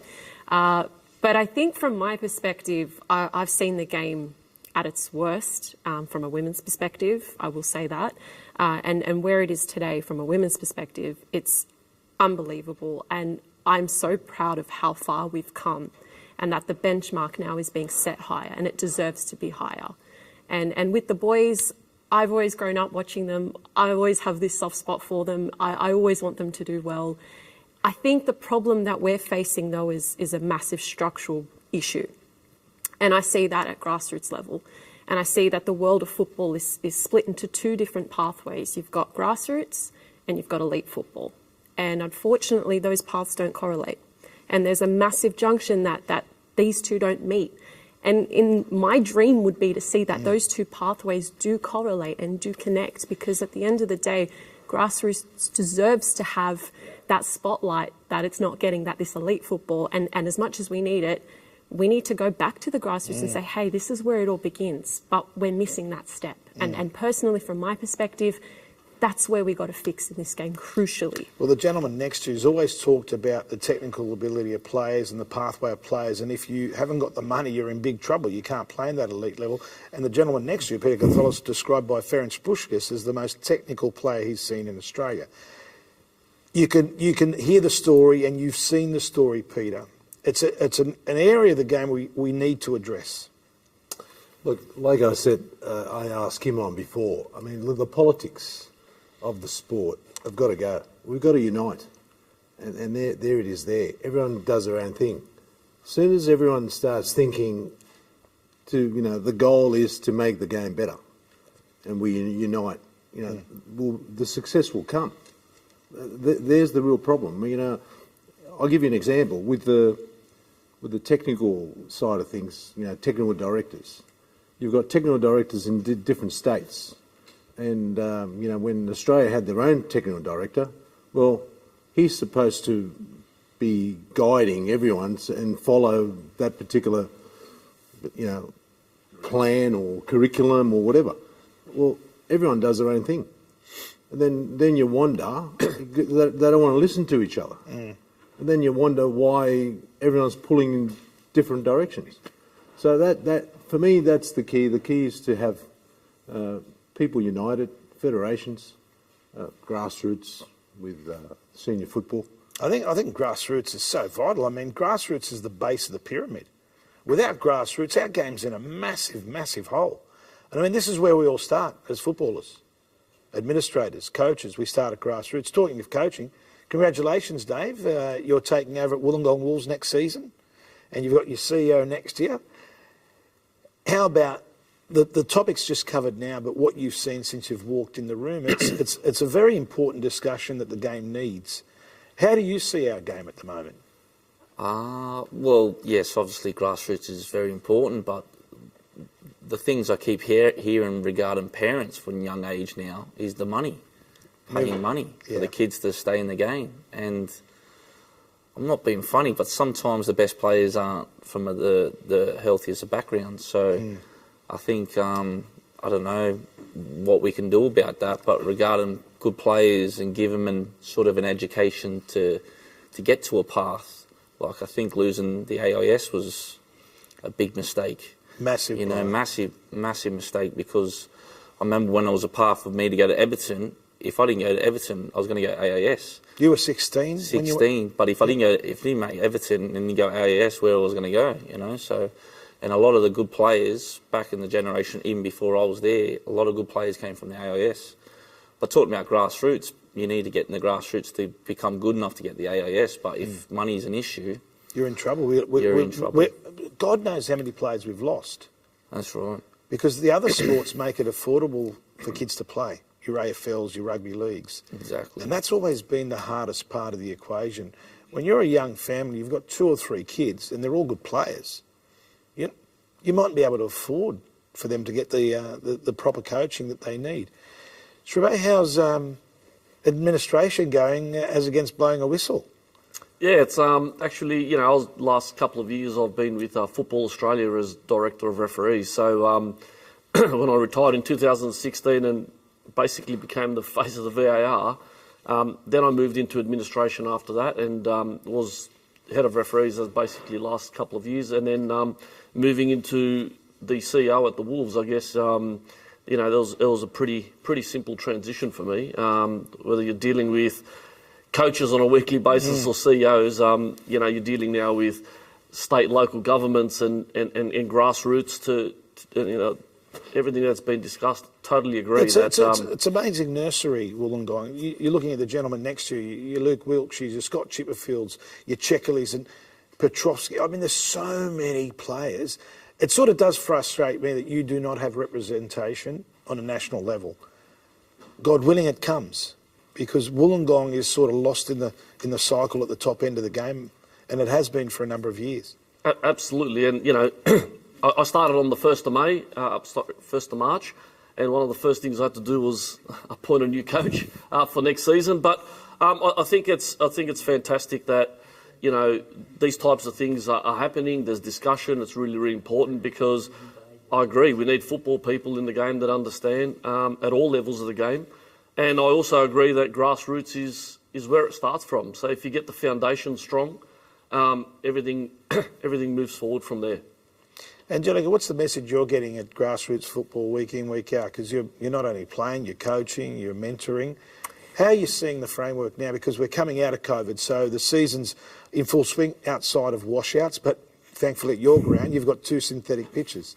Well, the big one that I hear on the sidelines, it's an expensive sport, and not from just a single player perspective. I'm talking, if you're looking at a football family, you've got 2 kids, say, dad plays, mum's now playing. That's over $1,000 right there. And I've got families turning away from the game because of that. And I know we've talked about it before, saying, if you're looking at a single child, no, football is not expensive. But from a grassroots community level, football is very expensive for a football family. So I think that's the biggest issue that I'm facing right now, is how to keep kids in the game that can't afford it, families in the game that can't afford it. How do you see the top end of the game? Top end of the game, I don't think I'm allowed to say it on TV, but I think... Say it, uncensored, unedited. I think we've got a lot of princess behaviour. I think there's a bit of, and I use that word because that's what's coming across. It's this level of entitlement, and I deserve to be here because I've paid my way to get here.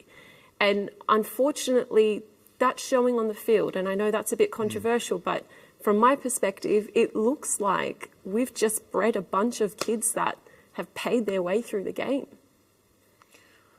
I'm not going to answer that. I'll leave it to the panel. You guys can. But Cat's shaking his head. He doesn't want to be thrown under the bus. Look, I'm going to get into another. This is a good point, Cat. This is. Dave, you got anything to say on it? I've just started coaching, so that's the last question I know. I totally agree. Almost back 30 years ago, it was the grassroots, there was the intermediate, which was basically like the real academy or representative team, and then you went on to the old NSL or whatever. So I think the pool is now diluted with academies, and there's 20 academies over here, and you've come from the Socceroos, or you've got a name, and you create an academy. And NPL players, we talk about junior kids are paying upwards of $2,500 per child per season. So we speak about two kids in that system that have talent. That's over $5,000, $6,000. What about this one? You make state team these days. Before it was an honour. You make the state team. They take you away, trips or whatever. Now they want to charge you. They want to charge the parents for the gear and to go away. What sort of crap is that? I mean, yeah, and that was truly representative. That was truly representative. You make the state team. It's an honour. I remember the day, and that's what it was. Well, you remember when you play for your club, if you're good enough in your association, you represented your association. You weren't allowed to leave your association. So the pool of players that played rep football came from there, unlike parents moving their kids from club to club to club. And the best part of it was you represented your association and you didn't pay. You were treated like the best of the best, and you felt honoured. Of problems which they need to sit down and sort out. The thing is, they've got to basically talk to each other. Keep the egos off the table, and that's what they've got to do. At the end of the day, marketing the game. Look, marquees. The marquees that we've got, they're not the top. They don't attract. It's hard, Pete. Look, I'm telling you, it's hard. And I'm telling you, coming from wearing my commentary hat in India, where I've been for 7 years, right? They started that league. The Del Pieros and all these players were going up there, right? Kale played there. His last season of football was there. Dave Williams has just had a standout season. He's moved to Mumbai with City Football Group. We are getting outbid by other markets. That's the cold, hard reality. In Asia, it's not as great to come here and play because for other clubs, for other players overseas, they're getting more money in China, Japan, other countries. I'll tell you the point I'm trying to make, Andy. The thing is, we need marquees. We've got some really good players that are playing the game. Everyone's having a go about the quality, blah blah. We realise the quality could be better, but we still have a good product. The problem is, the TV numbers have gone down. Well, guess what? The Paramount application. How many people can get the Paramount application to watch the games? I'll tell you, my handle on that as a viewer, right, and as someone who's worked for pay TV and free to air, SBS, how good was it? Rush home Saturday, World Soccer with Les, music highlights of the player having a birthday, Sunday morning Serie A with Martin Tyler, on the ball with Johnny and Andy, match of the day Sunday night, Olympic Airlines highlights Monday night, all for free, one place stop. Now, I'm going to get Stan for Champions League. I'm going to get Optus for Premier League. I'm going to get beIN Sports to watch La Liga. Oh, geez, Paramount. We've got boxes everywhere. Where do I stop? How do you feel about it at home? It's just incredible. I just want to be able to pay one service provider, and I want to see whatever football I can get from around the world. Andy, just to jump on that, some of the kids I coach, I've got girls that have never watched a football match in their life. And that shows never on the field. Watched? Yeah, never watched a football match in their life. And that comes from the culture of not being able to watch football. And I think part of the crisis that I'm facing, even in the women's game and the men's game, is that we've got kids that aren't watching the game. And you can't learn if you don't watch. And I think that's a very good point. You can't learn if you don't watch. You can be coached, but repetitive watching, players want to emulate the heroes they see on TV. I can tell the kids that watch football every day. I can tell. You can see the vibe that they have on the field. They're hungry for it. The kids that don't know what a striker is are running around the pitch, and I can tell because we haven't established a culture of sitting down as a family watching the football. The ethnics do. In my background in Greece, I know we all watch it at the Barea. We sit there and we at the the clubs and even the coffee shops. There's no culture of that here. We don't have coffee shops watching football. Caffè mio. You know, we don't have that. And I think that I is thought I was at SBS for a while there. Sorry. I think it is a little bit of a cultural issue in terms of embracing that that ethnicity that is what football is. I mean, you go around the world and football is the culture. It's not about creating a home of football. It's making Australia the home of football. It's not one singular place. It has to be everywhere, in my opinion. I agree. I think what Benita said earlier too about we've got to accept we're number 2 sport. We're the biggest participant sport, but we sometimes hide behind that shadow and beat the drum and, we are the biggest sport. Well, we're not.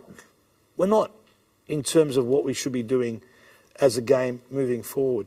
And talking of moving forward, one part of the game that it's hard because we were so touched by it, and it goes back to what Dave said about AIS, the golden generation. We're all waiting for that next golden generation, Dave. And it was hard for players like yourself because you were coming through at the national team level as the golden generation was pretty much in a way tapering out. Do you ever think we'll get there again? I mean, we had how many players playing in the Premier, say in Europe, in that Socceroo team, pretty much the starting 11 were playing for top leagues in Europe. Everyone. Yeah, pretty much everyone. It's hard to say. It's really hard to say, really. I think watching the Socceroos lately in the last, say, 4-8 years, it's the turnover of players. We're not getting a consistent team every time we watch them. And that's hard to watch, where back then... You knew who was in the starting 11. Starting. He's starting, Kuehl's starting, Duke's starting. Even if it was 11, 16, you sort of knew. At the moment, we're watching them the last 4-8 years, pretty much the last 4 years, even this World Cup qualifier campaign we've had. It's a different team every time we watch. Not just different, sometimes it's different 8 or different 11, We don't know who we're going to watch. Injuries don't help, don't get me wrong, and players not playing at the top level anymore. It's really hard to watch because of that. But then, so it's very hard to see who's going to come through when there's a constant change all the time. Just getting a question on social media, which way should we go for? Marquee players or a specialised TV show? So it's an open question. I can see why you'd say TV show, because I think that one way you can generate television interest, look at your core market. Your core market are kids. So there's nothing there for kids. I believe football is broadcast to a male-centric audience. Now, you've lost an audience already, which is your grassroots base. Create a show around them, a specialised TV show. Then market the heroes. So those kids want to emulate the heroes that are playing in the A-League. And all of a sudden, there's that connection. But anyway, I've answered a question. Sorry about that. I think for me, Andy, and looking at it from a Wollongong point of view and just our area, but the focus has completely changed in Australia regarding football. For me, previously the focus was on development, and we developed players through grassroots, through to elite, AIS, and there was programs for that. Now the focus is all about money, right? Each member association, each association, they're only worried about their own bit of turf. They're only worried about how many academies we can create. It dilutes the players, right? And because we dilute the players, we have a situation now where the cream don't rise to the top. So these kids that can pay their way through, and that is easily the way to say, oh, you're made it because your parents can afford it, or your dad's in the club and sponsoring, and you're paying it. That's the focus. And with that, those players dilute, and the best won't come to the top. So for me, previously, the focus was on development. We had the AIS, and that was pure in regards to each association. And if we talk about Wollongong, now in Wollongong we have many, many different academies and pre-SAP, and there's this and there's that, where before it was grassroots and the best of the best come through to this, it was called Illawarra then, and you played for Illawarra. That was basically the Wolves youth team, and then you played for the Wolves. So that was the pathway. Now, there's too many academies, too many delusions, and people, ex-players, nothing got to do with ex-players, but anyone that with a profile has an academy, And parents get fooled by that, right? Saying, "Oh, I'm guaranteed to go to play for the Socceroos," or we have a you're right going to get a go. European club. There's going to be scouts or a connection, right? So what happens is they don't go through the proper pathway, as I see it, and this is a problem for me. And we talk about communication and people talking to each other and egos aside. Absolutely, the only way we're going to move forward is these organisations come together, and I'm talking Wollongong here, where we have 3 organisations driving in 3 lanes with the Wolves and Football Sorry, South what's Coast. the biggest sport in the Illawarra? Football. What's number 2? Basketball's pretty popular, I know that, but And the cricket, seasonal. basketball and cricket. So rugby league union, those are the sports that are strong in certain areas, certain markets. Rugby league's strong, but football So participation. you've got a bit of a jewel there, and you're trying to work out how to polish that jewel and sell it at top value. Now, I'll tell you one thing about that AIS, and I used to love going down there and film the boys there in camp, and you turn around, they're all future Socceroos, pretty much, you know. When you played, Pete, and it was before your time, David, one of the good things I saw in terms of development of player, of young talent, was the National League would be played at 3 o'clock. At 1:15, the National Youth League would be played. So these kids, 16, 17-year-olds, are playing before Peter Catholis and Kalansis and Patikas and Riskopoulos and so on. And then sometimes a few of them are sitting on the bench and then getting game time. I thought that was very good for the development of young boys. That was crucial. But let me tell you another thing. I never went to the AIS. You didn't need to.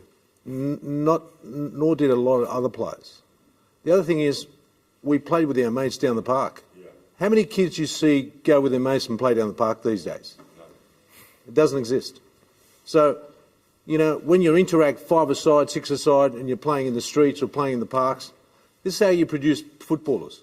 The other thing is, exciting footballers put bums on seats. Either they're marquees or they're exciting young players that you bring through the ranks. Otherwise, it's not going to happen. These players are the ones that have pulled the crowds all over the world. Clubs go and get marquee players, get top of the range players, players that can make a difference, players that are creative, players that are exciting. We had some great ones in the A-League. Let's be honest, I was having a discussion a couple of nights ago, and you look at your Fornarolis, your Broiches and so on, you would have played against a few. Del Piero was obviously a standout. Dwight York, first season. Oh my God, how much publicity did the game get? Now, you go looking.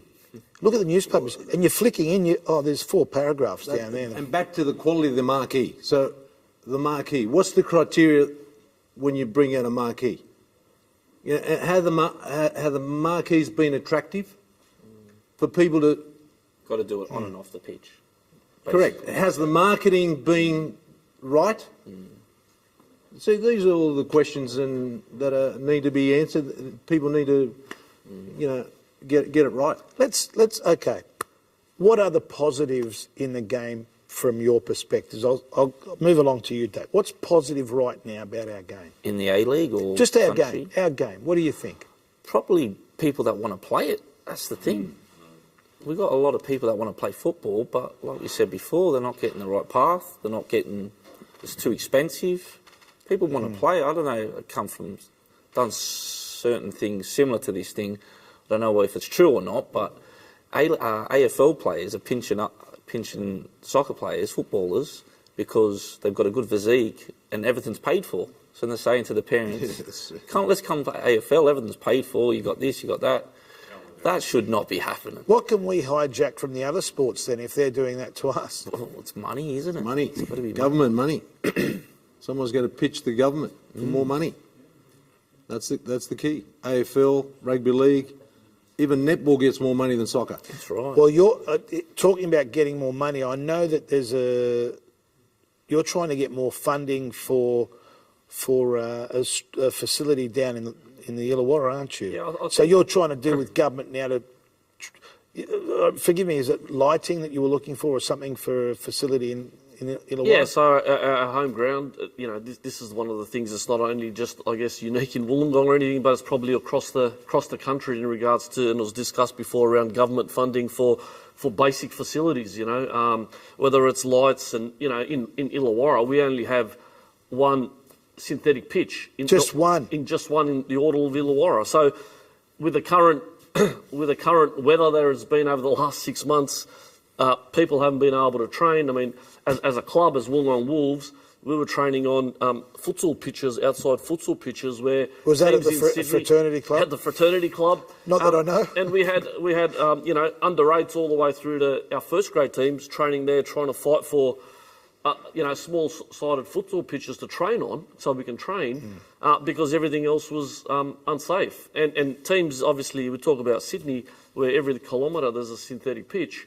This is a serious issue for sport, right? If we're talking about largest participation, well, give us the facilities to be able to do it, because I think it's a key thing. But put my refereeing hat back on, and something that is completely missed here. We're talking about the huge, the introduction, the rise of women's football and the rise of all this participation. Well, no one talks about the referees, right? True. You can't play a game without a referee. And if you think about it, and you talk about parents and, complaints and issues with parents on the football fields and junior sport and parents, majority of the time it all comes back down to a refereeing decision, right? So one parent says something because of an error by a 14-year-old or a 13-year-old male or female that it's trying their best to referee with zero support, right? And then they're going to leave the game, and we're at a situation now where it's critical, and I'm sure all around Australia, for match officials. I'm seeing it where my local association. You're probably seeing it in the Canterbury Association. And the thing that hurts me about the refereeing, the young referees, when they're starting off and they're 12, 13, 14, and when they're getting constantly abused, they're scarred. They will never referee again. You've actually lost that kid. He's not coming back. You can try as hard as you like. And that's a sad reality of the game as well. So, absolutely. And this is why it's important that, that those people making those key decisions don't forget about the referees, because the game is going to progress with the referees also at a higher level. So, for example, if you don't have referees, there's issues with players and the way they act, because the game's not being policed. And these match officials, male and female, need to be supported 100%. We'll go somewhere different. What have been the greatest moment or moments for you in your career, Streve? Oh, Andy, there's been plenty. I've been fortunate to go from grassroots in Wollongong. I'm born and bred in Wollongong, all the way to the elite level. I was a FIFA referee, so refereeing some massive games, World Cup qualifiers, A-League, and we talk about the A-League when it first kicked off, and refereing Sydney derbies or Melbourne derbies in 45,000 seater at Sydney Football Stadium was a huge buzz. So referees are no different to players. Players, that's what they live for, those types of games where they walk out and they get the buzz. It's the same as a referee. You're refereeing in Japan versus Korea, massive derby in front of 60,000 in Tokyo, and you're refereeing the game. It's a huge buzz. So there's been plenty of highlights. Who's been the greatest player you've stood in the middle with? Oh, look, you cross that white line and every single player is the same. I know it's hard to. I know that's hard to understand, but it's like a player when a player says, they walk out of the dressing room and they switch on. Yeah, I was going to say, typical ref answer. Yeah, but look, the Del Pieros and the Beckhams and some of these players that you mix with that you see on TV, but also. I remember refereeing at a Champions League game in Saudi Arabia, would you believe it? And You know what, mate? No, I'm not. You should have run for the federal election and started a football party. You would have got in. You would have got your facilities. It will be fully synthetic. Well, you can't help me out. Now, come back to that story. No, but look, you talk about one player, and I'll just leave on this. I remember you spoke about world soccer back in the day, and those shows. I grew up watching world soccer and all that, and then the Serie A show, and my favourite and my idol was Walter Zenga, right? And I remember doing a Champions League game in Saudi Arabia, might have been Jeddah or somewhere, and then a friend of mine who's Italian from Adelaide, he was my assistant referee that travelled with me everywhere. He goes, "Have a look at the team sheet." And I had a look at the team sheet, I had a look right there, the coach was Walter Zenga, and couldn't believe it. This guy, my idol, and now I'm refereeing his team. So it was a pretty pretty amazing story. Give me your autograph. Yeah. That was after the game. And if you were me, you would have got 100 selfies. No. David, what about you? What's the greatest moment or moments in your footballing career? Obviously, playing in the World Cups right up there. 2010. That was pretty big. Probably unfortunate not to go through actually to the next stage. But one that sort of actually, when I thought I really made it was, so I was at FC 20 in Holland with Steve McLaren, and they won the league that year, so everyone was getting picked up to go everywhere else and that. And Blackpool just got promoted to the Prem, and Ian Holloway was there. And my agent had something to do with the club a little bit in ways, and they needed someone on the left side. And then obviously when I went there, and about 5 days later, I went there just as the season started actually, because it was right at the end of the transfer window. Pretty much the last day I signed, and then 5 days later, last half an hour, he threw me on at Upton Park against Newcastle, and that's when I sort of like got tingles and goosebumps running on. So I always remember them sort of moments, you know. And that's when absolutely. That's when I thought I made it like that. When I played against them. Sadly, Blackpool I think got relegated that season. We got relegated against United last game, but we beat Newcastle 2-0 that day, so it was good. But you know, here's a trivia question for your pub quizzes. How many Australians have actually played in the English Premier League? I don't know. I'm just putting it out there.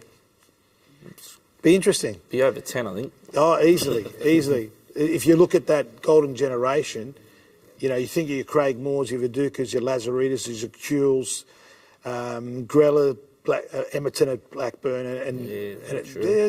you'll be getting up to the 20s. Kat, you've had a few highlights, mate, a few NSL trophies to the cabinet at home. Well, I've got two of my coaches here, Raleigh in 87 and Bertie Mariani, 88, 89 championships. Of course. Good to see you, boys.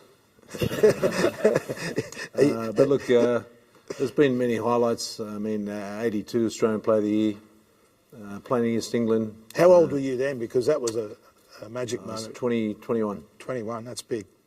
You know, winning, Des Martin, I think he scored 40 goals that year. Yeah, So to tip Des was a big feat.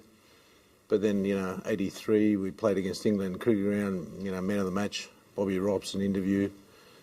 Soccer appearances, 20 years professional. Mate, I can go on and on. But it's been great. You did very well. Angelica, you're only relatively young, clearly younger than all of us out here. You've had a few highlights already, but I would think that being picked by the Tim Cale, was that the Foxtel Academy? How old were you then? I was 14 years old. Were you that tall? Yeah. Did they think you were the goalkeeper? Oh, you know what? You know what the funny thing is? I always get that, and whenever Wait a second. Let's just show you how tall Angelica. I'm attached to the. I'll come to you. It's all right. It's like twins, Danny DeVito and Arnold Schwarzenegger. So, what position do you play? So, depends what mood my coach is in, but I'll either be centre-back or just to shake things up, I'll go up a striker and fluke in a little goal. Trevor's talking about refereeing. You're a qualified ref as well. What have you seen that's really peeved you off? Okay. The worst scenario that you've Which one? Oh, no, that many. I think one of the ones that irked me the most, I think I was 15 years old and I got allocated to our all-age men's, and I was centre refereeing. Now, of course, being this height, I look like a 22-year-old. And I remember making a call, and I called a penalty, and I was so sure of it. I knew it. It was it. Like, my ego told me that was right. And I was actually right. And so I called it, and I think one of the guys turned around and said, no, don't listen to her. She's a woman. What would she know? Oh, no. And it was right in front of my face, too. And very bravely, I turned around and gave him the yellow, and off he went. So that shut them up. But another one that I have experienced was, this was a fun one. I was ARing, I was assistant referee. And again, looked like a 22-year-old and called an offside. Again, offsides were my thing. I could get offsides. Very offside, this guy. And turns around and pulls down his pants, and oh my goodness, I've never seen something hairier in my life. But this is not SBS at the moment. I left SBS in 1994. So that's definitely up there. How many weeks did he get? Oh, The best part is when I turned around and said, "Congratulations, you just moved an underage girl." I was 16 at the time. Oh, and no. So This was senior men. Life ban. And I was there for the hearing, and I stood my ground. I was so happy to see him. And you're still in the game. But And I think Andy, it's a very good point. And actually, all jokes aside, that is unacceptable behaviour. That player should have got a year at the very least. Absolutely. Make a statement, and sometimes associations are too damn soft on certain individuals. I agree. But the point that I want to make here is regarding refereeing, and again, I put the referee hat on, is even at that young age when a lot of the young referees take refereeing on board about the 13, 14, 15-year-old mark, they do that because for a bit of extra cash, and also I think, in my opinion, that's a great time to get those kids to learn, but also gives them some life experience. Refereeing gives you life experience. You know, the big words that you learn in school. Confidence. Well, confidence, management, resilience, they're all the big words at school. And I approach a number of schools and associations and federations to say that we should be rolling out refereeing programs at school, right? Because they're all the big words at school. Refereeing teaches you that. Also, from a financial point of view, you get paid. Yeah, right? So you know what you do with your money. So they're life experiences that you're teaching kids at year 10, year 11, year 12. They shouldn't be doing these. And then basically when they have school games and that, you have the referees. You take 5%, take 2% of those kids from schools that go on to become referees and referee in the game. Sorted. Okay, we'll change tack in the run home, and what's in front of us right now as a game, the obvious one, Peru. It's been a wonderful, wonderful run since 2006, and all of us have memories. I was there with 120 people on a tour, and to continue to qualify, it's just pivotal for the game. How do you see things happening against Peru, and how important is it to qualify for a World Cup? I mean, from my point of view, it's critical. It's critical to the game here in Australia because, you know, for that 90 minutes of football on Tuesday morning, everyone in Australia is going to be watching that game. And I think James said it before. If you qualify, then everything comes on the back of that. Everyone hops on the coattails, and we get that sponsorship, we get that interest, but not only from fans, but then local governments, state governments, federal governments hop on board, which is, you know, we're talking about lights for a facility, but it just goes across all those areas. I'm gonna walk over to these two gentlemen because I just want to get a closer narrative. I've played for Australia once. It was a game of indoor football in 1984. So I technically cannot polish your boots. What does it mean to wear that green and gold shirt and wear that emblem right there? What does it mean? I was talking about you in the car today. I said, well, I can only go with the experience of the players that I play with, but you've got a bond like you wouldn't believe. Even when you see someone like, let's say, Bresh or Harry, whatever, you just got that connection because you remember walking out together, playing against whoever. So when you do the national anthem, it's just like, and then you're playing, it's, you know, you run through brick walls and you do anything for your country, and that's the way it should be. And I'm not sure, Pete, when I started in this game in 1983, this gentleman's father was a very good player with Auburn in the New South Wales State League. I'm not sure if you might have played against him. Well, I started back in 1977. So he was playing in 83 and 84 at Auburn, from memory. Your dad? I was just born then. Yeah. Well, see, God, I still remember. How does that work?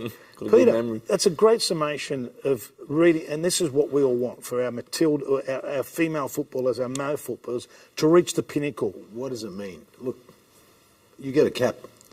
Mine was 308. At the end of the day, how many people get to represent this country? It's numbered, okay? So all these millions of people that are living in this, it's a big honour. It's a huge honour. Absolutely. And, you know, to represent your country, it's a big thing, you know, especially the national team. And to play a World Cup is, you know, the ultimate goal. And my view on the game, look, I think we can get through.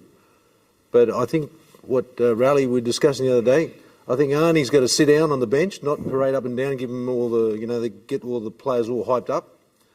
And the other thing is we need to basically go forward. In my view, you can't sit back against Peru. They're technically, I think, probably a lot better. So we need to basically, push forward.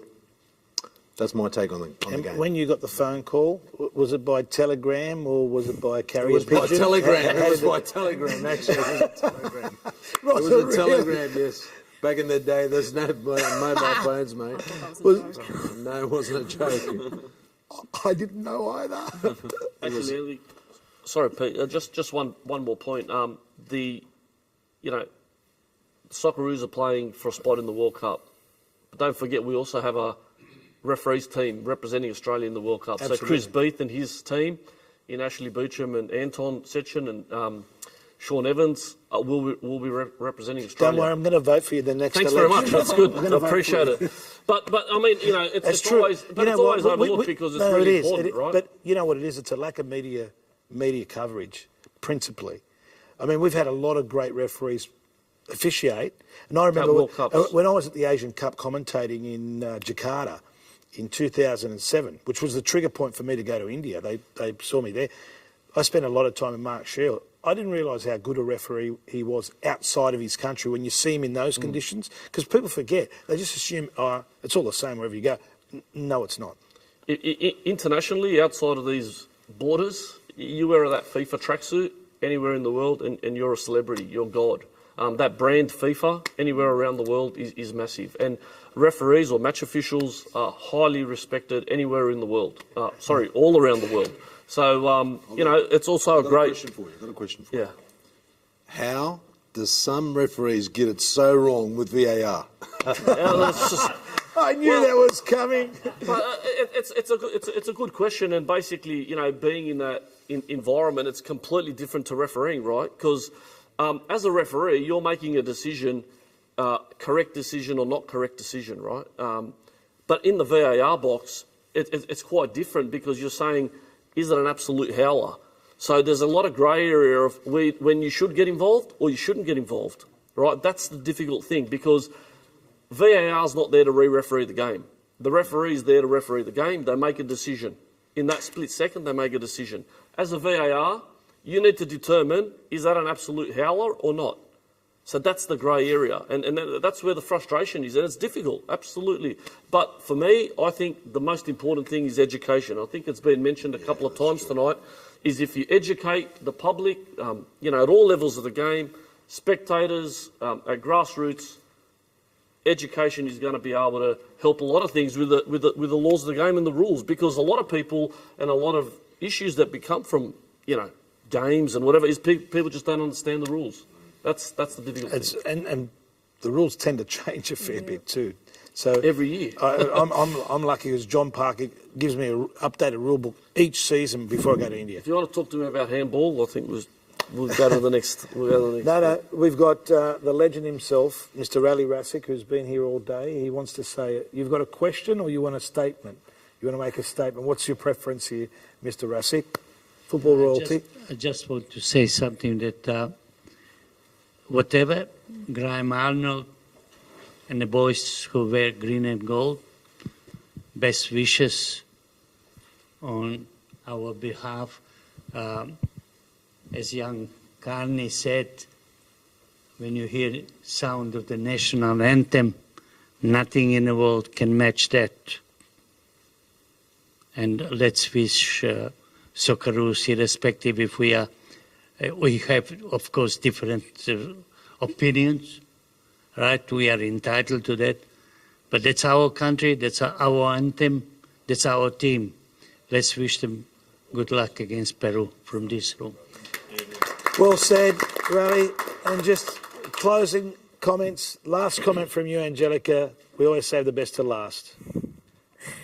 Well, about what? Because I can talk about anything. No, just about everything you've been involved with, because we've got 20 seconds to wrap up. Honestly, I'm so proud of where this country's going with football, with the girls, the boys, but particularly the girls. We've got 2023 next year, some huge things coming up for the girls, and I think women's football is now a movement, and I can't wait. Angelica, it's a perfect way to finish off. Thank you so much. Good luck in your future endeavours with your studying sports management, majoring at Western Sydney University. Kat, always a pleasure to see you, my friend. We love our football. Your imprint. Football's in our DNA. That's why we're here. Football. Your imprint has always been there. David, you've played the game at the top level, represented your country, been a World Cup. Now you're taking the coaching journey. All the very best. Strebe, always a pleasure to see you, my friend. Hopefully we can get you some support in the Illawarra because football needs to consolidate its benchmark there. So thanks again. Thanks for coming up from the Gong today, boys. Absolutely. To all our guests today, to the hosts that were here earlier, Mike Tomalaris and George Donikian, and on behalf of all the guests, and we just thank you for the engagement. This is the third in what we hope will be an ongoing series from Harry Michaels OAM, who has football running through his blood. He is a football tragic and a broadcast pioneer. On behalf of Harry and everyone at ARC Television Concepts, we thank you for joining us. We look forward to the next special when we look at our great game, the beautiful game, the world game, the only game.